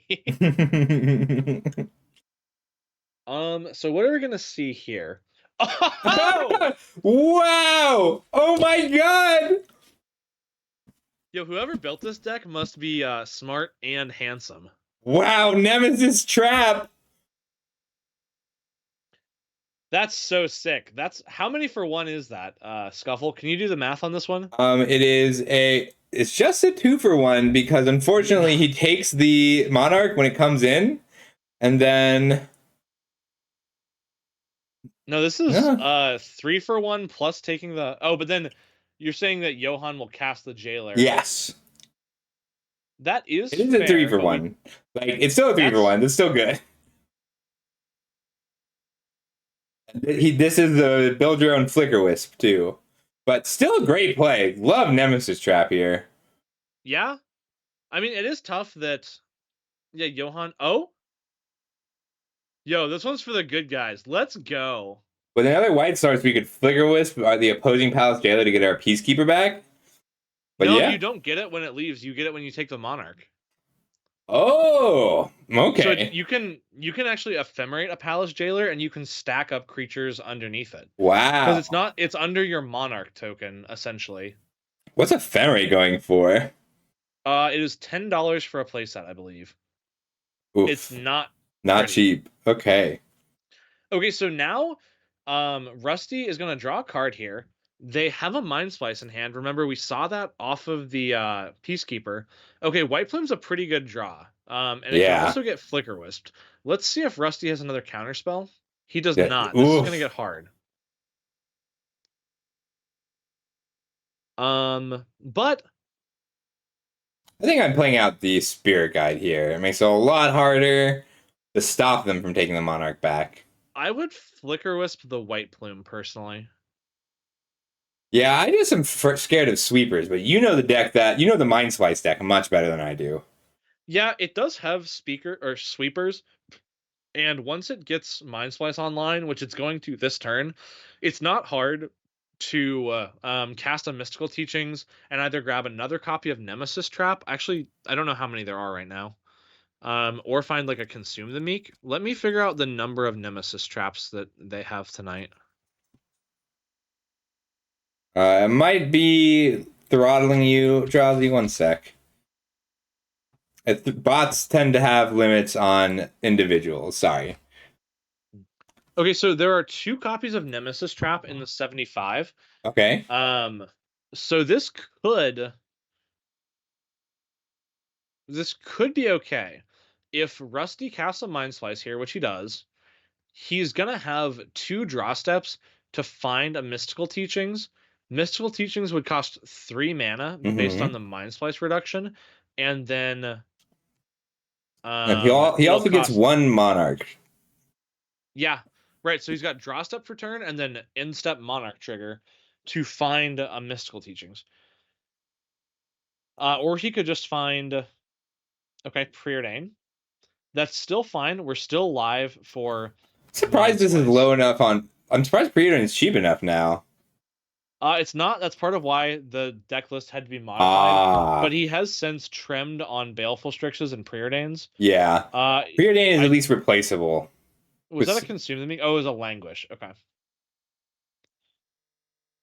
Okay, look, 8 is a lot of life in this situation. It is. I would. Oh, another Dungeoneer? I was gonna say I'd bet the house on Rusty right now, but maybe not. I mean, Dungeoneer, Flicker, Dungeoneer. Finish that throne is so good. Yeah, and depending on what he throws into, it could dodge a Languish, and Dungeoneer on its own dodges Consume the Meek. Now you could flicker the Mindsplice here to set it back to 1, but I think that's getting a little too cute. Or you would set it to 0 and then it would tick up to 1, but it would. Now Mindsplice is on 2. I gotta be honest, it's still doable for Rusty. It explores. Yeah, Seasoned Dungeoneer has a lot of text. Yeah. I just forget, that's the secret text at the end. It explores.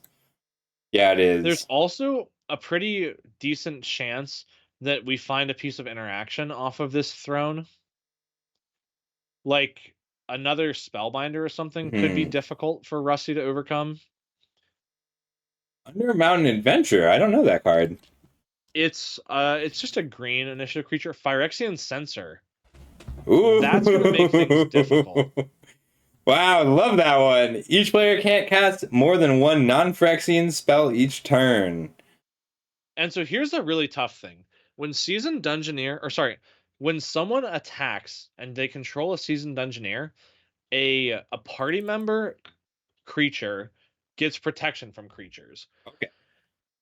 So even if Rusty can assemble a Nemesis Trap, if Johan uses Seasoned Dungeoneer to give Seasoned Dungeoneer pro creatures, if you Nemesis Trap the Phyrexian Censor, you can't block the Seasoned Dungeoneer because it's got pro creatures. I see. Well, It's a really, really tough situation. Rusty seems to be confidently casting a spell, though. But you can do it with the ability on the stack for the Nemesis Trap. You're right, because it would already be attacking. Yeah, but you can also just pay the full cost. Like, you get it, it costs black if it's an attacking white creature, but you can, it only exiles an attacking creature, never mind. Yeah, it's going to be interesting. We are still the Monarch, so we got to dig and see one more card.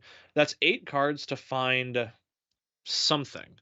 There's no Aetherize in the deck, and we can't Mystical Teachings for a spell, so we have to have a spell in our hand here. I assume this is game 3 based on the clocks, but it is getting down the clock. I don't think it'll matter, though. It's always hard for me not to just jump into the discard and yell, 5-minute warning. Yeah, I think that the flashing red thing is good.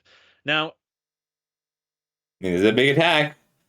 And Rusty has 1 spell to cast. To kill You only have to kill the Censor here. That's true. Like, and Erebos' intervention could be good. Oh, so yeah. So this is great. But it comes in tapped because it's not a Phyrexian. Oh, we took the wrong one and we die. That's so we true. had to take the Censor and then take 6, I guess. Here's Rusty trying to figure out why his Seasoned Engineer is tapped. But he does take the initiative. That's rough. That was rough. That's so sad. All right, so that was the last match. Hey, guys, was that 2-0 or 2-1? 2-0, Johan? Thank you. All right, anybody want to drop before we go into the last round? This is the final round. Remember to tell me if you want to drop. Watch Wander will ask you to stream for us, please. This has been a fun one. I've really enjoyed the deck diversity. We have just the right amount of combo, it feels. I'm so happy that Flash is undefeated. Dan Cohen Derketzer is dropping. Okay. Dan, thank you for playing. Yeah. That was the Jund deck, which was very cool to see. I mean, not the dropping, but it was. I was very happy to see the Jund deck playing. Yeah, I think that Jund is underexplored, and I think it could theoretically be good. And the man is always so tough on it. But, the cards are there. Cards are good. I personally really enjoy scavenging using this format. I think the card's pretty strong. So we have 2 4-0s. So Watch Wander versus Onion is essentially the finals. And we have 8 people. Oh, it's going to make me log back in. Yeah, Matcherino loves to log me out. Yeah. All right, I'm going to go ahead and finalize. Oh, let me check. My DMs. No one in my DMs wants to drop. Let me check my tags. No one in my tags wants to drop. All right, we're going to go ahead and fire this final round.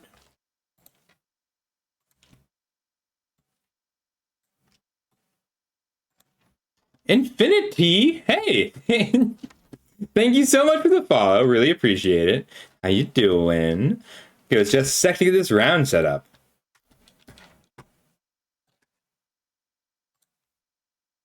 All right, everybody. Your final round is up now. Yeah, Big Swan, welcome. All right.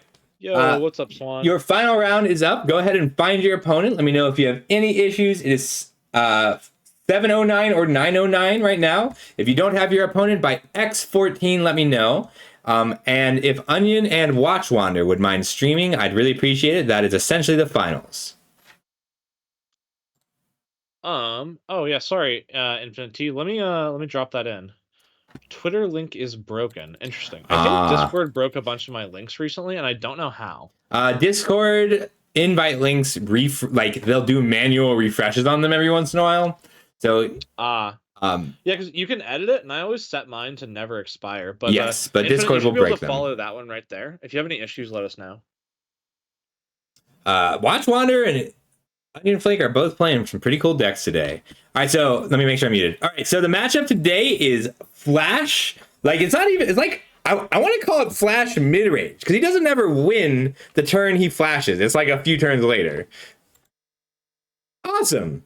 And then we've got Boom Bust on the other side. It's like a artifact value bust. I'll pull up the list between games. Who is Nakazu? Hey, nice. Welcome in, Infinity. Thanks, Bull. If you don't have your opponent in 4 minutes, please let me know. Oh, Scuffle, they're off to the races. They are. Oh, I'm sorry, I have it up, but I don't have it streaming. Huh. I gotta be honest, it would make me really happy to see Flash go undefeated. It's a really cool deck. I love Watch Wander's build today, though. It's really cool. If he can hit a... So this him is big. Do you dig in response to a him? Do I cast my impulse or something? Yeah. I think you do if you only have 2. But he had impulse consider. And then you sometimes want to impulse after the dig resolves because it affects what you want to grab. So it can be really really situation dependent, I think. That was a tough impulse. Flood of I mean, this is what I was Recollection. playing. Flood of Recollection, counter spell. Another impulse. Oh, but he drew solve the equation. And he took the Okay. counter spell, which was Yeah, and good chose because not to take. Was there a Mystic Sanctuary in that impulse? yes. Yeah, No, he so got it unfortunately, pinned. missing land. Okay, cool. Found a land drop. Then, yeah, Watch got tired of high tiding us. So mixing it up, but continuing to win, that's for sure. Oh, this rampant growth draw card so good. And that notably puts Watch on Boom Bust Mana next turn, It right? does. Let's find a counterspell, please. Or flash. Flashing the land is a good killing a land is a good way to stop an Armageddon. Was Watchwander running the Jogalops too? I don't think so. The card is $4, so it's kind of hard to justify. Ah. He's also got 2 sinkholes that are eating up $9.70. So Actual sinkholes? actual factual. Oh. Finding the third path, flashback my sinkhole. What's up? He took the counter spell. Kind of crazy. So not casting this prankster here does bluff the counter spell. Right. And you kind of want to because your opponent, if they have boom bust, they just bust you. They don't seem to have it though. Also, See the Truth combined with Founding the Third Path is pretty crazy. Oh yeah, and don't forget about that Lurrus companion. Yeah, Lurrus, but getting back Founding the Third Path has been wild. Because you can Founding the Third Path your sinkhole. Do we just solve the equation and then die to a boom bust, or do we hold up counterspell? That's a really good question. This makes sense. Well, he can actually play 2 lands after the boom bust and flash. Yeah, that's true. So yeah, boom bust is not necessarily lights out. I haven't seen it happen yet. Huh. Oh, I don't know. Yeah, that's a good question. Okay, there's no boom bust. Flashback, even him to Turok is pretty rough though. Yeah. And so here, Watch had the choice between See the Truth and drawing 3 cards, or making his opponent discard 2. And I think he wanted to hit the flash there. He wanted to hit flash counterspell, and he hit neither. Would you ever just Inquisition? Huh. Inquisition is going to take the flash. That is a really good point. Maybe? But there's no target. Do we have a way to solve? Okay, solve for dig is pretty good. Yeah, it is. And now if Watch goes for a big spell, we will counter it and then untap and dig and flash. Mm-hmm. If Watch doesn't go for a big spell, we're going to dig and then flash with counterspell up. What kind of instant speed interaction does Watch have? Very little. There's 1 drown in the lock. Yeah. Oh, I didn't realize he only had 1 drown in the lock. I thought he had more. This deck operates almost entirely at sorcery speed. I see. That's fair. I mean, if you're attacking mana enough, it's fine. Oh, I misunderstood what happened with the Founding last turn. He cast it, read ahead to 2, and then hemmed from the hand. Oh. And now he's flashing back the Inquisition. Okay. Countering the Inquisition. We're trying to. That makes sense. And there's not mana up for a drown in the lock. Watch might have one because he went to tap blue mana there. What a draw. Because now he can dig for... So he just needs a threat in his top... Something he can flash in his top 7 cards. Ideally... He's gotta have that, right? He runs like 8 flash threats in the main board. Ideally, want something like that and a Mystic Sanctuary. And he gets to hold up Spell Pierce too. Oh, he had Drown off the creature. Wow, that Spell Pierce was an insane draw. Yeah, really good draw. I gotta be honest, no shade to Onion, but he's been drawing the right cards all night. Yeah, it's a skill. Yeah, I mean, it's better to draw the right cards than the wrong cards. And I gotta be honest, Spell versus Blood was really close. When your deck is well positioned and well built, you're going to draw good cards more often. Because you have more cards that are good. Yeah, I mean, that's what this format is all about. It's optimizing with a I would go within. for Island Swamp here. Seems pretty good to me. Yeah. Now they can't untap in him. The game has just changed. Yeah, those hymns, both hymns missing the flash was really good. Yeah, Dude.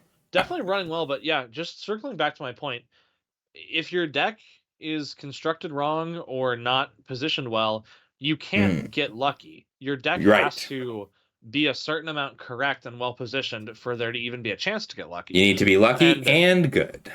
yeah, and the better positioned your deck is and the better constructed it is, the more it's going to look like you're getting lucky when in reality you just had like a lot of combinations that could work well. And holy shit, What a speaking of draw. combinations that work well, So Flood of Recollection picks up Flash, and we get to see our Torsten. And he's done a really good job. I think he's done a great job of just keeping Watch Wander off of Armageddon this game, off of Boom Bust. you just do the Torsten now, right? I think so. There's Because no if you blue find mana Mystic up. Sanctuary, then you can set up for next turn again. That's true. Yeah, he hasn't played his land yet. Scuffle, how long have we been doing these tournaments? Who? A what? I'm trying to remember. I'm trying to remember our first one. It has to have been a year at this point. Look at this No. hand.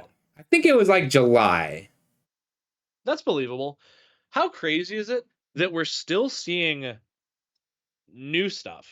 I mean, it's pretty cool. People get really inventive. And honestly, I remember the day Onion posted this list with the Torstens in it.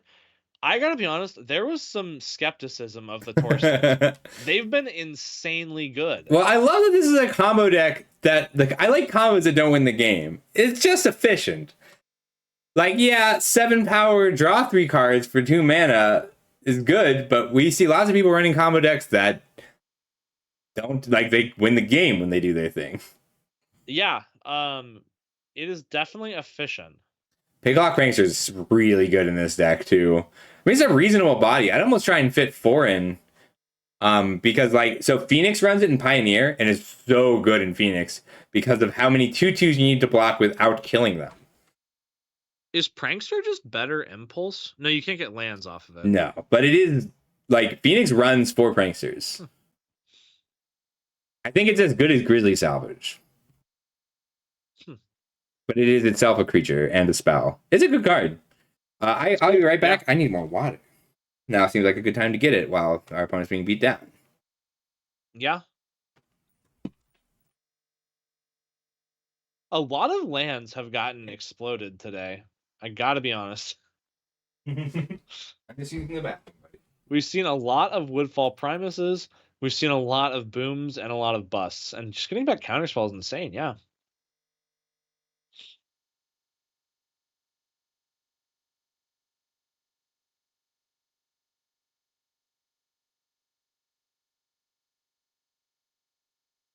This is awesome. This is very, very cool to see.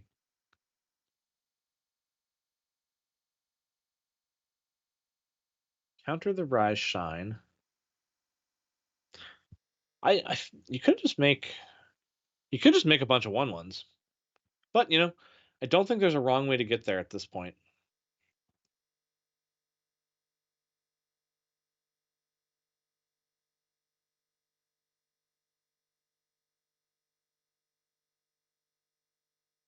Yeah, that's a good point. Like, just having the counterspell guaranteed is just like, huh? Yeah, when your opponent gets another counterspell. Hey, look who it is. Hey, Hylian, how's it going? We are cooking indeed. We are very excited to a counterspell. We're very excited to see Flash do something finally. We have not seen a lot of Flash decks in the format, and this one's looking very good.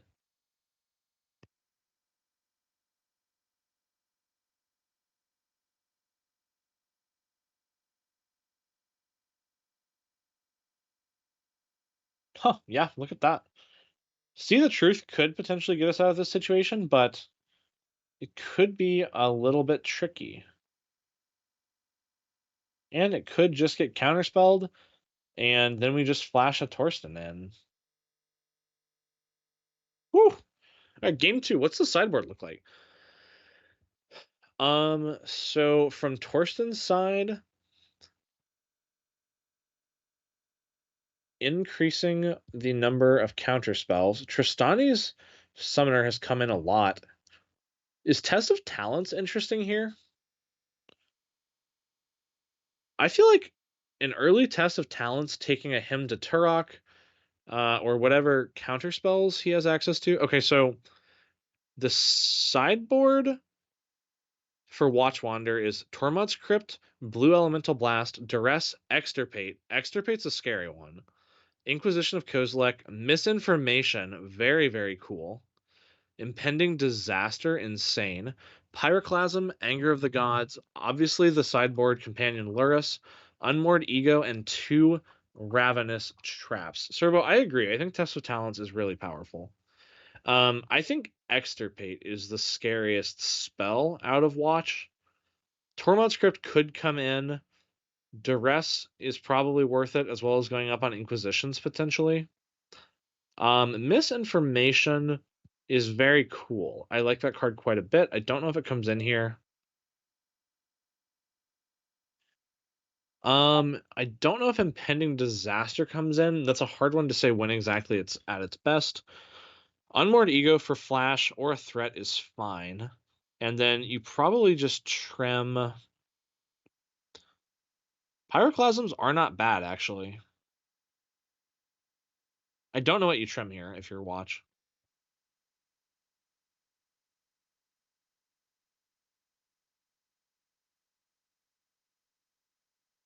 Oh, boy howdy.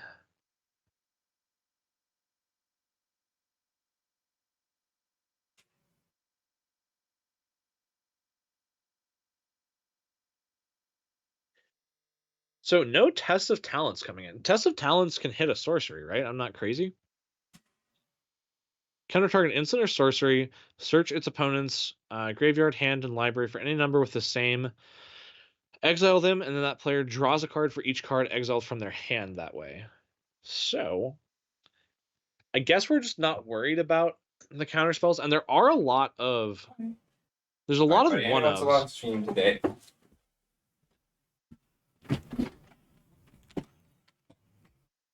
I wouldn't mind Test of I miss Talents. Hylian. Oh, she'll be right back. What did I miss? Not too much. They got through sideboarding. Notably, Test of Talents did not come in on Onion's side. Guess that makes sense, because there's a lot of 1s and 2s, and like the card that you're most interested in countering is Boom Bust. I would love to counter a Boom Bust with it. Or a Hymn to Turok would be fine, right? Mm-hmm. Yeah, but like you're giving up a lot of valuable resources to bring those in. That is true. Do we have the turn 2 Wildfire? No, but we have a Founding. Oh, it could be Founding into Wildfire. Oh. It is. What a nice turn. Yeah. That Rampant Growth draw card has been a lot of value every game we've seen from the Watchwander. I agree. I think there's even more room to explore that. Spell Pierce is reasonable, but it's going to fall off quick this game. Yeah, but if you care about countering the 6-mana spells... That's true. We're just looking for Flash now. Another Flash target was unfortunately not where we wanted to be. No. You could have cast Flood of Recollection on the Consider, but that doesn't feel good. Yeah, not especially not if we're casting the same turn. The Inquisition really hurts, but I can't take the Dig, which is what I think we care the most about. Yeah, probably just the Spell Pierce, but it's hard to say what the exact contents of the Watchwander's hands are. Yeah.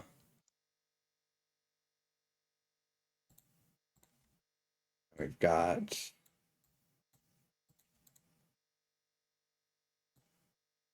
Definitely thinking, putting some thought into it. And settling on the Pierce, that makes sense. And whether or not he has a Boom Bust in his hand, that sets it up to be a potentially game-ending play, right? Right. Ghost Quarter is fixing. Notably, Impending Disaster was brought in and is in the graveyard. We could Lurrus it, and there's a Duress. What's Impending Disaster? 6 lands? If there are 7 lands in play, it blows up all the lands. I don't know when it does that. I think on your upkeep. During your upkeep, if there are 7 or more lands in play, sacrifice Impending Disaster and destroy all lands. Which notably, Okay. you can play it with Lurrus, which is pretty funny. That's hysterical. I hadn't thought of that. Yeah, it's you have to take a lot of steps, but if you could get 7 indestructible lands into play, you could theoretically replay that every turn and keep your opponent from ever having more than 1 land in play, right? Possible.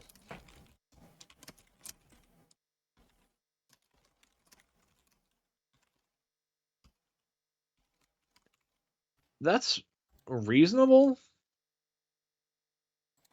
I think you could have maybe let that hymn go. Oh,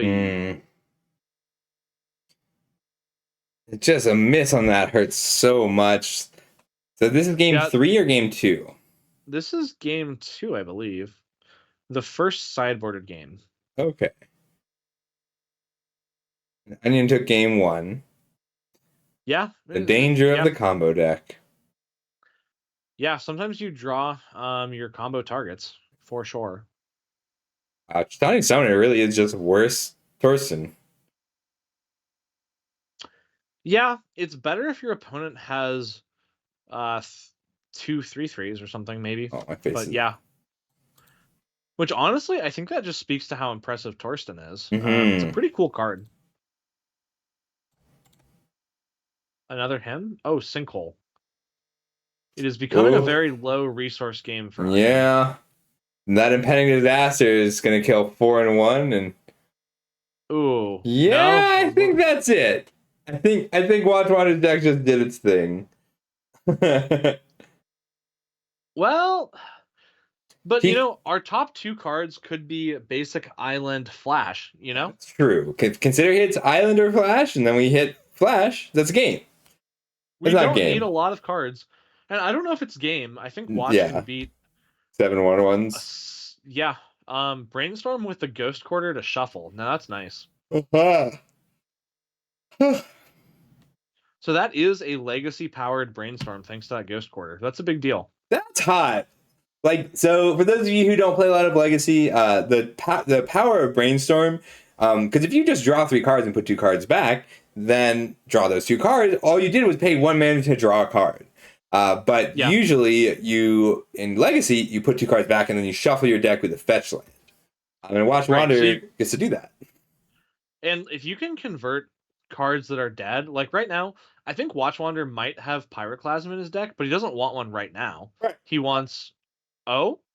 Oh, well, that was the only card that he went. Oh my god! Wow! Here it comes. Called shot, right? For real though. I think. Do you just cast it right now? You have to.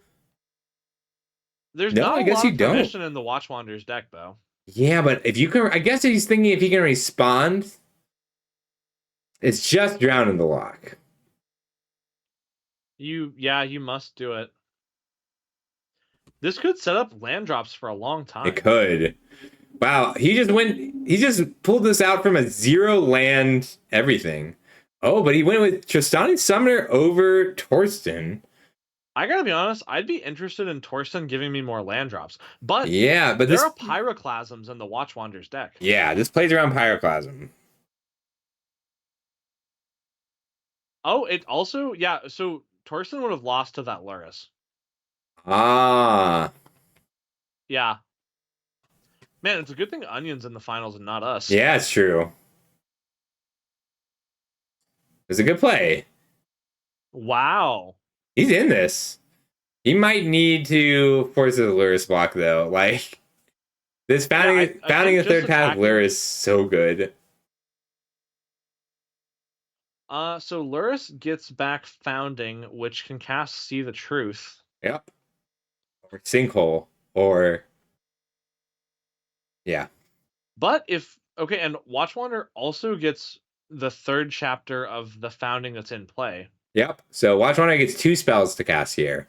So he could cast the Hymn to Turok from his graveyard, and then use Lurrus to replay Founding and cast, for example, See the Truth, looking for a Drown in the Lock. He's got a lot of lines.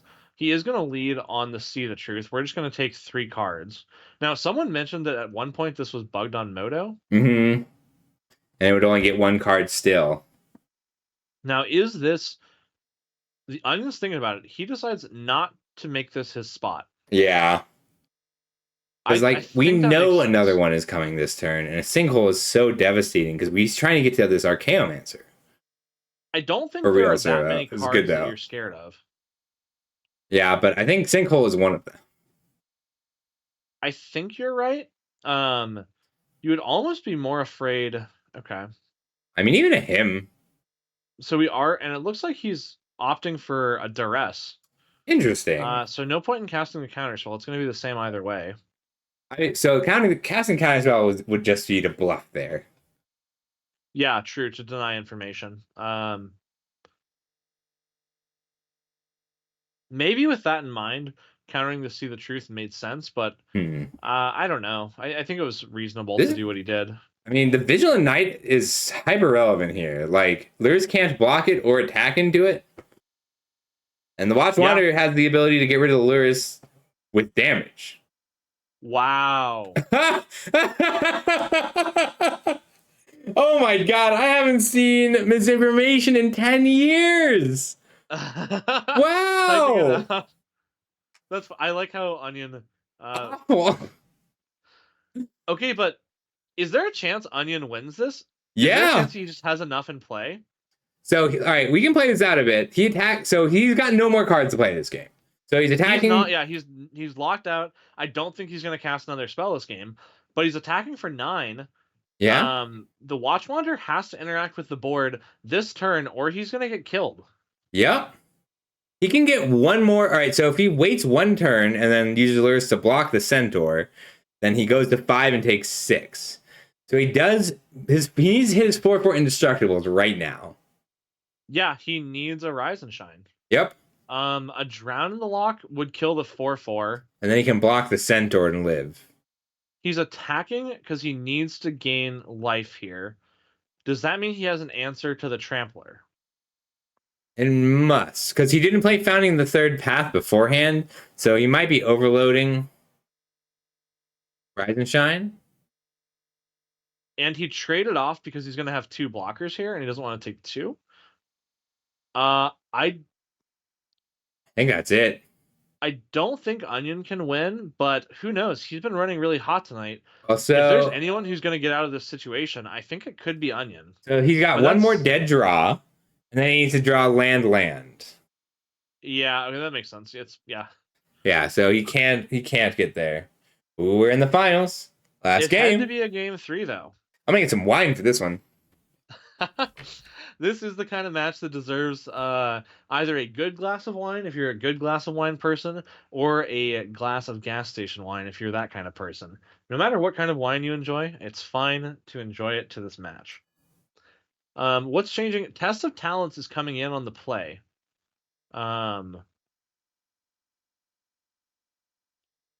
Trimming a Solve and Spell Pierces. Games do go long here. Spell Pierce does start to be a liability, whereas if you can resolve a Test of Talents on a Rise and Shine, the Watch Wanderer's going to have a really hard time winning that game, right?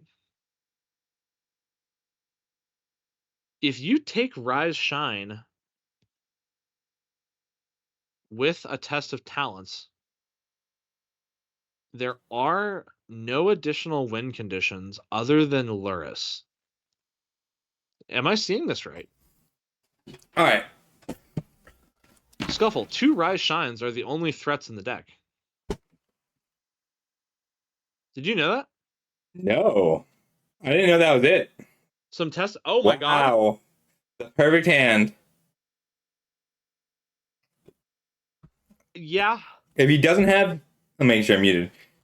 Watch Wanderer needs turn 1 duress to not lose the game. To not lose this game. I think that's correct. Are there any other cards Watch Wanderer could have? Inquisition? 1 Inquisition, 1 duress. He did not have it appears. He's been winning these games with a turn 2 sinkhole. I think you just go for it, right? Don't don't let any bad energy into your life. Just flash. His opponent could untap and Pyroclasm? Yes. Yeah, I suspect Pyroclasm's still in. But we're probably going to get another flash target, and we might get a Mystic Sanctuary. Look at that. I mean, that's and the Picklock Prankster is card advantage that you get off of it. Oh. And then, if you ever have a delve spell, discarding excess lands fuels your delve. Mm-hmm. So... Yeah, now he's just playing a fair game after having drawn 4 and made 7 1/1s. Yeah, and definitely not to detract from Onion's run here, but Onion has been running pretty well. Mm-hmm.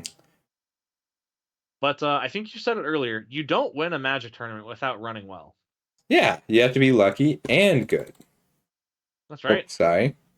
I'm a huge fan of the construction of this deck. I might order this list in its complete 75 tonight. I like it that much. You can probably save some money outside of the market price too, because it's not like people are selling a lot of Tristani summoners. I might even have one in the maybe board of my cube. Now, if you have a Pyroclasm here, Onion can attempt to consider into a counterspell, but nope, that's a game. Good match. That was awesome, yeah. I am back in a chibi now because I'm drinking. All right, I assume. Do we have active games still? That was a really quick game 3. Yeah, let's check around. Looks like they're in a... Ooh, I'll take a look at T-Class's game if Discord wants to work for me. And Curses is playing against Rest in Peace Energy Field, and it looks this is right. A little cursed. Oh, okay, but this... I mean, their hand is good here. What am I missing? Why does Scorpion Death Drop have 6 untapped lands? And not have the curses cast? Okay. So they're baiting the counterspell here. That's clever. And then they want to stick the Curse of Misfortunes. That is their most important card. They're beautiful decks, Roby. They're beautiful.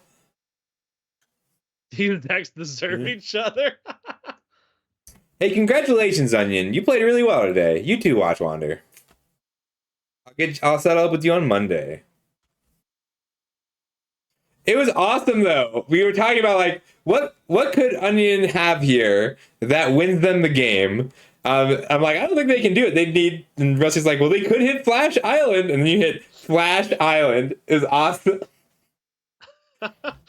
Yeah, you ran really, really hot on that, Onion. But you played really well, too. Like, that's not the only thing that happened.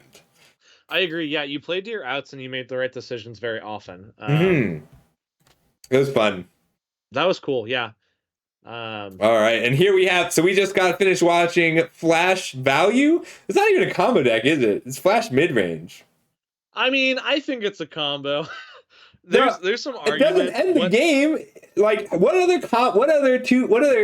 3-card combos, which one of them you can only have 1 card in your deck, stop at drawing 7 cards? That's fair. What is and is not a combo is always interesting. All right, so Cruel Reality. Yeah, Control Combo makes sense. Yeah, Control Combo is signed. So Thank you. Cruel Reality sticks, and so does... What is Thank you, Scorpion. Scorpion says this is game 3. Gotcha, okay. Now, so Rest in Peace plus Energy Field are in play, but what does Energy Field say? Prevent all damage that would be dealt to you by sources you don't control, and when a card is put into your graveyard from anywhere, sacrifice it. Now, what do our curses say, Scuffle? Curse of Oblivion, at the beginning of enchanted player's upkeep, that player exiles 2 cards from their graveyard. And Cruel Reality, enchanted player, at the beginning of enchanted player's upkeep, they sacrifice a permanent or lose 5 life or discard a card. Hang on. That player sacrifices a creature or planeswalker. If that player can't, he or she loses 5 life. Yeah. Notably, loses 5 life does work its way around Energy Field. Wow, we're almost out so of curses already. well, it turns out when they're all insane, you don't need that many. This is true. We have the overwhelming splendor and cruel reality. You can turn Now, those celestial colonnades into 1/1. So J.K. Mandrazi mentioned earlier, Astro Zombie is in the same room as them, and they are siblings. So I suspect that Astro Zombie has some Okay, I was gonna say I expect some enchantment removal in the sideboard. There is no enchantment removal. Oof. Yeah. Blossoming Columns, Condemns, Spell Pierces, Damping Spheres, Energy Fluxes, and Depopulates. I Nothing mean, that would particularly be relevant. like, but that's crazy enough because your sister is the one playing it. If your sister's on curses, you got to be able to answer curses. That's just normal sibling thing. Or maybe you just assume you'll dodge your sibling. But we've all driven to enough Magic events to know that if you go to a Magic event with someone, you are guaranteed to play them if you drove 3 or more hours. I've been paired against my roommate round 1 in a 3,000 person tournament. That makes sense. Yeah, no one's surprised by that. It's so funny that Curse of Oblivion is so good when like Tormod's Crib exists. Like 4 mana for an enchantment that does 2 cards a turn is better than 0 mana whole graveyard. Yeah, who can say? Yeah, the Curse of Thirst and Cruel Reality just does it here. A hymn for good measure, why not? There were a few people running Cleansing Novas today. Yeah, there were. Very interesting. You definitely overpay for the Wrath, but it's nice that you can catch nonsense like this, right? I love this deck. I love it when there's a great deck that only one person seems to win with. Yeah. Makes me happy. It takes some time for it to trickle out. Mm-hmm. And part of that is just the scope of the format and how many people play. Mm-hmm. What is that a finish for? Is that 4-1 for curses again? I think so. We've been seeing a lot of X1s with curses. And Thane and Logan are still doing battle if you want to see Thane's stream. Yeah. Here we go. Absolutely wild. Very, very cool. Been a great event. I think they're the last match. We'll have to get a VOD of this onto the YouTube channel tomorrow. Yeah. This has been fun. This has been a really enjoyable one. Remind me, I'm working tomorrow, so it's no trouble for me to send it from work. Just shoot me a reminder. All right. Sure. It could also be later. Tomorrow was an exaggeration. No, tomorrow's good. But Thane's deck here is like, I love that graveyard. Look at all those 1-drops. Poor Thane came very prepared to beat creatures and decks that are trying to kill him. No one's trying to kill him today. No, this has been a really control heavy tournament. Best Magic Sibling 2024. Very nice, Jazzy. When there were all those curses, I said I suspect that her brother has some disenchants in the sideboard because they're siblings. But no. No sibling respect. Yeah, lots of control. Much more than we usually see. Mm-hmm. I love Sky Hussar. Me too. Yeah, Sphere. I spent a long time trying to make a Sky Hussar deck work in Modern. When Subtlety got printed. Oh, that makes sense, yeah. Yeah, because you get to run all 4. You just run all the blue creatures, all the Force of Negations and Subtleties, and then Sky Hussar. And then I got blown out by Fury every time. So maybe I'll give it another try. Oh, yeah, if Fury's gone. Yeah, I also spent some time building it for this format with Shared Discovery, which is just a card I love. Shared Discovery. Is that the everyone draws X cards? No, it's 1 mana as an additional cost, tap 4 untapped creatures you control, Ancestral Recall. Oh, okay. What is it? Sphere of the... Shared Discovery. It's from Rise of the Eldrazi. It's 1 blue, tap 4 untapped creatures, draw 3 cards. Is it free? I want to play this card. It's free. It's a Rise of the Eldrazi common. I was working on it as part of the Convoke deck with like Lethal Sabotages. And it didn't quite work. Wasn't enough room for all the artifacts too. But like there is room for all the ornithopters and stuff. Yeah. It sucks that Memnite is like $1.50 or something ludicrous. Yeah. Also, zoning into the game for half a second. Lots of pressure, but keep in mind that Gideon does have to get cleared before Logan's allowed to die. Yes, but this Skyzar is very good at clearing the Gideon. Yeah. Real Repealing Gideon Abiding Tribal Grace, might be a not bad, deck. though. How much is Kytheon? If Kytheon is cheap enough, Real Gideon Tribal might be good. I don't know how cheap Kytheon is. Rev Jeremiah tried that in the Win a Force of Will to decent success, I would say. Yeah, Zongs, neither of the top 2 decks were control today, just as a heads up. I think they would both describe themselves as control, I think. Yeah, but they're not traditional control. One is closer to like pure land destruction. Like Watchwater, I don't know. Had so much land destruction. I don't know. Watchwater, how would you describe your deck? Hanzo. Yo, I got you, Rev.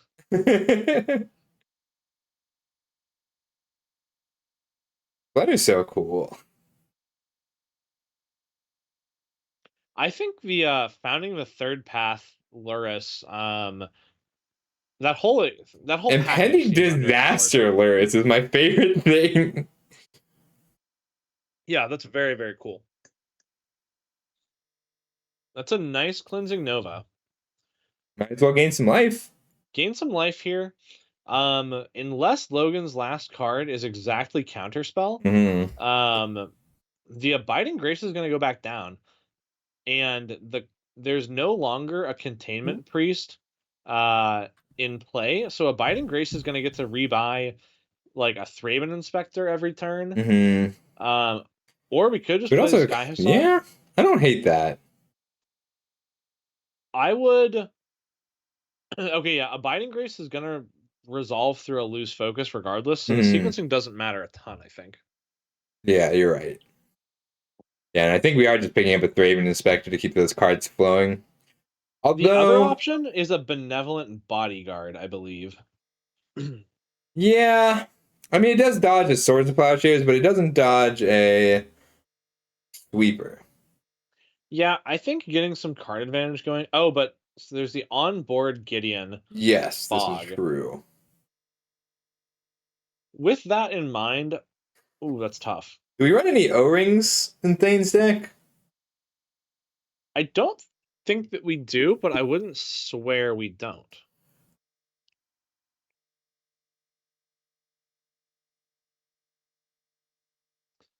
Let me find... Reb, you gotta ask the questions. There are no main board O-rings. Maybe not, I think you're like. Guy decides to quit his job and head to New York City. That's better. Looks weird when my eyes just all white. Oh yeah, because it's clear. Yeah, I green screen the eye because I like it. Swords to Plowshares. Now Jace did tick down to do the many factor fiction, so there's not a -1 -0, so we can go ahead and plink our way at the Jace. Yeah, 1 to Jace, 4 to the face. No, the Hussar doesn't do any damage right now. Oh, because of Gideon. Okay. And the Gideon has to get cleared first. Yeah, but it's nice having your opponent at negative life. That is true. Yeah. That is a good question, Scuffle. What inspires you? You've been playing Magic a long time, and it's still a big part of your life. What inspires you to keep grinding and keep playing it so much? Stories. And you gotta make your own so often. That's a good answer, yeah. And here we're reanimating the Speaker for the Heavens. That's going to make 4/4 Angels, which, assuming no Wrath of God here, like we can beat a 1 Swords to Plowshares. That's a pretty quick clock. Yeah. Yeah, so like I want to become the Magic World Champion. Love Jace. I just love Jace piles.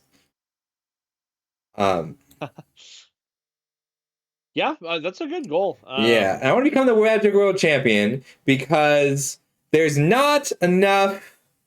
Like everybody who always does well in the Pro Tour and the Magic Worlds, they're all just like normal people. But there's no like, there's no good Magic villain. Like, there's no good Do you want to be the hero. magic villain? I want to be, yeah, I'll be the Magic villain. I want to be a person who is like interesting who wins. Look, wrestling needs a heel, right? Right. There's a reason that exists. Right. And I know J.K. Mandrazi knows a little bit about that. See, but that's not a fun villain, Drazi. No one wants a villain who cheats or a villain who, like, beat women, because that's all the villains we get. Like, you want a villain? We want like a mustache twirling, yeah, like tying the damsel to the train tracks, kind of like that kind of villain, right? You want someone who you can root for, but who has fans despite that. Like, and we keep ending up with like, I think Yawgmoth. Tuning back to the game, the Gideon is cleared now. Let's see if this Abiding Grace sticks. Okay, that makes sense. The repeal went on the Abiding Grace so that it could be counterspelled, which is a good place to be because you're not going to win a long game against an Abiding Grace. This is true. If Logan can assemble a Wrath of God here, he's definitely still in it. It has to be this turn, though, right now. It's got to be this turn because he's currently staring down the barrel of a loaded gun. He's Loaded the one Angel. tied to the train tracks right here. He's paying costs. What will we see? Is it a Gaia Reach Sanitarium activation to dig one deeper? Or do we have it? Dig through time. That must find a Wrath of God, right? 24 cards left, 3 Wraths down. I was gonna say, how many does he play in his list? 50-50. I think he's only on 4 Wraths. 2 Shatter, 2 Cleansing Nova. That's all I saw? A Shatter in the sideboard. Oh. So 5 Wraths total. So slightly better than 50%. There's no we here. I'm on Thane's side. I will say, it's the end of the tournament and we're kind of like not paying the most attention to the Magic. This has been a very tight game. It has. Speaker of the Heavens is one of the better draws there. Yeah, because it attacks and puts out a threat. Yeah, so it's a lethal threat that it just has to be answered right now, right? But if the answer is like a Jace, it can still make a 4/4. So the answer has to be a Swords to Plowshares. Do you play Smash? We can play Smash. Rev, that's a really good question. If you want to fire it up on stream tonight, I can show the people how much better you are. I'll fight you. I only play Melee. Sorry, Scott. Oh, I play Melee, but without wave dashing. I don't know how to wave dash. I'm very mid at it. I still get wins against people who can wave dash, which I'm proud of. That's sweet. Do we have the removal spell for the 1-mana 1/1, or are we going to die? It's a lot of mana. Is it an Entreat the Angels? Entreat? Yeah, just like hard cast it, no miracle. All right, 3, 6, 7, 8, 9. So that's it. 1 too many. It's 4 and X. If we're not activating Gaia Reach, we must have a plan. Angry reinforcements. Believe it or not, Thane does have more life. Why is it 5 mana? What did I miss? Did he cast an AK this turn? Yes. I thought he cast on the end step. I'm not sure where that mana went. So he could also, activating the Sanitarium on the end step to try and Miracle is also pretty good. I think he... Thanks. Okay, he did Thanks, cast Jazzy. one. Thanks. Yep. I think you activate it here because as the control player, your top decks are probably better than your opponent's, and you don't want your opponent to have time right now because every turn is a 4/4. Yes. Looks like he still has it in treats though. There's no world where Logan decks, right? He's just gonna draw an entreat at some point. That's 16 cards, not in the amount of time we have available. Ratchet Bomb, not bad. You can kill the 4/4 here, and then the speaker makes another one, or you can go after the speaker. Yeah, you want to not have to kill the 4/4 here. Yeah, I think that if you're trying to win the game, which you are. Oh, that's a rough one. Now, we're going to do the attack first because that might make our opponent dig for an answer to the 4/4, which might help us put the Abiding Grace through. Yeah. Abiding Grace picking up a just 3-minute Inspector here is so good, though. Yeah. This Martyr deck is very, very powerful. Very resilient. This is a little different from the one that we used to see a lot of, but the shell is, at its core, it's there. Yeah. I think it's very, very playable. Thanks here using valuable time. Cleansing Node. But at any point, Logan could just draw the Entreat, right? Yes. Let's see if he has a counterspell. Yes, he could. Any counterspells or cantrips he has are probably going to get fired off now. Yeah. So if he draws an Entreat, he'll probably go for it. So if he hits the Entreat, though, the Abiding Grace still locks the game out. All he needs is a Kami or a Martyr. But time becomes an issue. Yeah, that's true. Yeah, if there's another board wipe, Thane may not be able to close it out with the number of minutes available. Yeah, I think it's still Thraben Inspector here. Just I like it. Because your opponent's likely to crash the bomb for 1. Ooh, Containment Priest. That's okay. We've got the actual answers for it. I mean, giving your opponent 2 life is really bad here, though, because it doesn't take an angel hit. Now Logan only has to kill 1 angel. That's true. You're right. But with a bodyguard in play, point removal's not really at its best here. Right. You kind of need a board wipe, right? You would need 2 targeted removal spells. I think upkeep, you crack a bodyguard on an angel naming White. Interesting. So drawing 3 cards, is that enough? I think we respond to card draw by cracking the bodyguard, and that way the bomb, because the bomb's going to go off either way, but if your opponent hit the 3 cards, hit a Swords of Plowshares here, they get to respond. Yeah, you're right, because your opponent 100% bombs here. That's a really good point. And yeah, no bodyguard activation. But most of Logan's removal is probably instant speed. So. Yes, so there was not a point after the AK resolved. Yep. Yeah, you're right. That's a tough one to see. I would have missed that 100%. Logan is dead on board at this current situation. Yeah. Tough game. A lot of pressure on the players, right? When you're sitting there and your clock is in the red, it's tough to play tight. King of Losers, it's going good. How you doing? Is this the Entreat? That's the Entreat for 2. And look at that. I think you go for it. I think you Swords crack.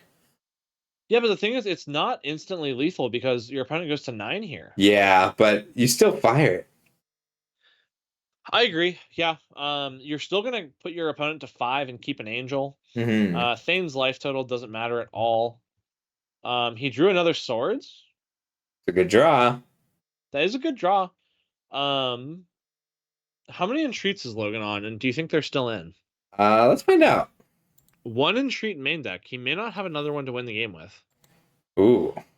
If he can stick... Okay, he only has 1 Gideon of the Trial, so he can't just not deck. Dude and Nazaku, I need to know who won from you 2. I don't think he brought in the Aether Line. Oh, never mind. Enjoy. Awesome. No, you're good. I'm glad. Enjoy. Wait, is Lantern of the Lost just better than Soul Guide Lantern? It's situational. Lantern of the Lost... Oh, you have to pay a mana to crack it, but you always get the card? Right. Huh. And it also gets your own... Oh, hey, Shadow the Sky. Mm-hmm. But I don't know gets a card... Logan has win conditions left, by the way. Yeah, but Thane's at 90 seconds. Oh, you're right. So Logan wins on time. Because he can live. But Logan, does he have 1 Gideon Jura left somewhere? I haven't seen... We missed the beginning of this game. We saw the Exile pile earlier, and it wasn't in it. Oh, then he might have a Gideon left. Ooh, it's a spicy draw, though. Oh, wow. Yeah. But Thane was going to draw that regardless of the Gaia Reach, right? We didn't loot him into it? Right. Yep. That is pretty good. I think you have to take the Clueless here so you don't get blown out by the Sanitarium. You need to draw a card on each turn for the Sanitarium to not lock you out of the game. Well, Thane doesn't need cards in his hands anymore. He just needs a Lurrus so that he can look. He's getting all of his resources from the graveyard. Okay, that's true. I've been the control player against this, and my god, it is tough and it is frustrating. Okay. Okay, so everything has to attack Gideon this turn. And so one thing that's interesting, Logan can't lose the game while he has a Gideon Planeswalker in play. How much loyalty does that Gideon start on? 6 or 8. Comes in on 6, pluses to 8. Looks like it's going to take 5 here. That's good. Classic 5-mana Planeswalker. Okay, that I think locks it out. So now they just both have to F6 a lot, I think. Yeah, I think Thane would win this eventually. I think that Logan has to just not run out of his clock, and Thane's going to have to stack these triggers. Oh, I forgot about the Abiding Grace. I don't know. This is hard. I mean, the Gideon just eats too many attacks here. I don't know, but you make angels. That's I true. actually don't know that. So the Gideon kills tapped creatures, yes. Right? And that creature will never tap? Well, it will if it makes an angel. Oh, if it activates its ability, and it's only at sorcery speed, you're right. And remember, Logan will not die to decking as long as he has that Gideon in play. There's a 4/4, so now Gideon can downtick, and then the 4/4 wouldn't kill. But another speaker comes back. Yeah, every turn. Yeah, I think Sir was right. I think the clock is the only way, and Thane has to do a lot of activated abilities. I think this is going to be a clock-based situation. Mm-hmm. That was kind of Logan. And the Gaia Reach Sanitarium triggers also require Thane's input, so each one burns like a second, maybe 2. Yeah. The Abiding Grace, these attacks, these taps. I assume Gideon went up, so Gideon's not going to go down here. Missing 2 points of damage on the Gideon, I believe. I think Gideon's up to 12 now. Right, but those Speaker for the Heavens have Vigilance. They could have attacked first. But at the same time, it's not likely to matter, and Thane's under a ton of pressure to just execute quickly. Yeah. He really doesn't have any time to think at all, right? He just has to take his game actions. Yeah. But he might get the kill on Gideon here, like just straight up. If he kills Gideon in 3 attacks, like let's say each attack takes 10 seconds, Logan's gonna deck out in 3 draw steps, and he can't Sanitarium anymore. I don't know. This is really, really tight. Oh, man. Last night, my opponent had 120 power on board in the draft and attacked me with it all. And I killed his Market Gnome to deck him. I don't feel like most of my draft decks have 120 power across the entire deck. He had the Golem making factory from LCI and the 3 auras. Wow. Is that Gideon down? I think so. No, Swords of Plowshare saved it. Oh, okay. That's 11 at Gideon, and he's on 10 or 12? Logan's clock is going down at a quicker rate than Thane's clock is. This is Logan true. had 2 minutes to Thane's minute in 5 seconds, and now it's 30 to 12. Stop typing. Thane! Oh, GG. Yeah, Thane GG'd it. Whew. That was cool, though. Did you see what happened there? No. So he attacked the Gideon.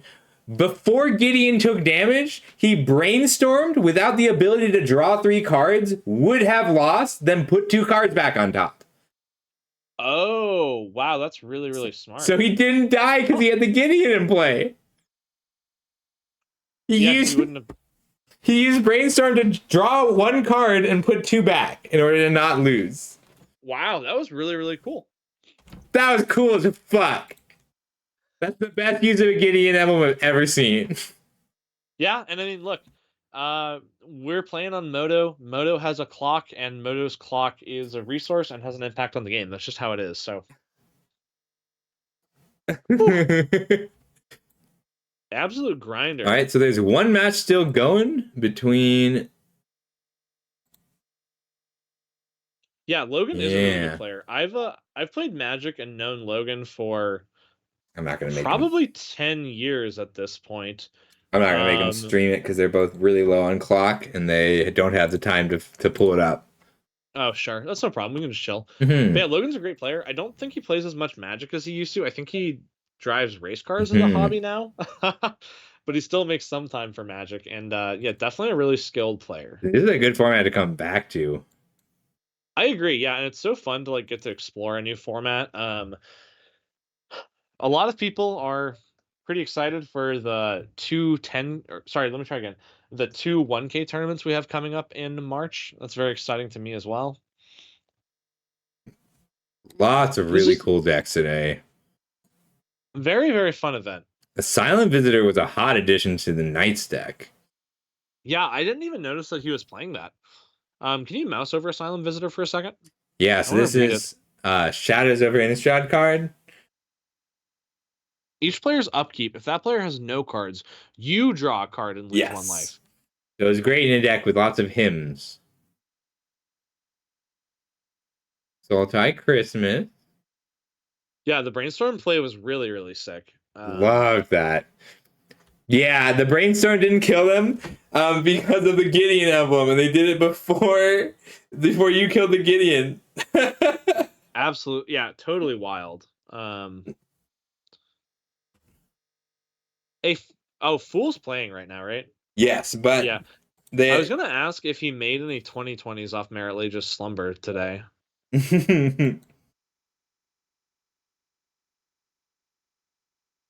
Yeah, that was fun. Sorry, Thane. What was the record? All good. All right. So that is all the matches. Let's go ahead and see how everybody did. Yeah, shake out those standings. Let's take a look and congratulate some folks. All right. So Onion took first place with 5-0. And then we have a clean top 4 with Scorpion. So with Curses, Boom Bust, and what was Applesauce on? Their name doesn't match. Let me see. Yeah. That's Zonks. Oh, that was Channel Lich's Mirror? Ooh. Wow, I didn't realize that Zonks went 4-1 with Lich's Mirror. That's awesome. So we do have a clean top 8 today. I'll go ahead and grab the top 8 lists and I'll throw them up on Twitter a little later. Yeah, I will do my post. I'm probably going to chill for a bit and maybe eat a slice of pizza pie, and then I'll get a post in the Discord. Yeah, that was a good time. I'll figure out the pack distribution a little later. Thanks everybody for playing today. Let me pull up the Discord so they can hear me. That was awesome. Yeah, that was a great event. Thanks everybody for playing. We'll keep trying to do these monthly. If they keep growing, we'll start them a little earlier. And I don't think we have gems for this one, but if we don't get the gems, I'll do a pack a person. For now, I'm going to go ahead and finish this arena open run. Yeah. And I think we'll try and do Jackbox. I didn't actually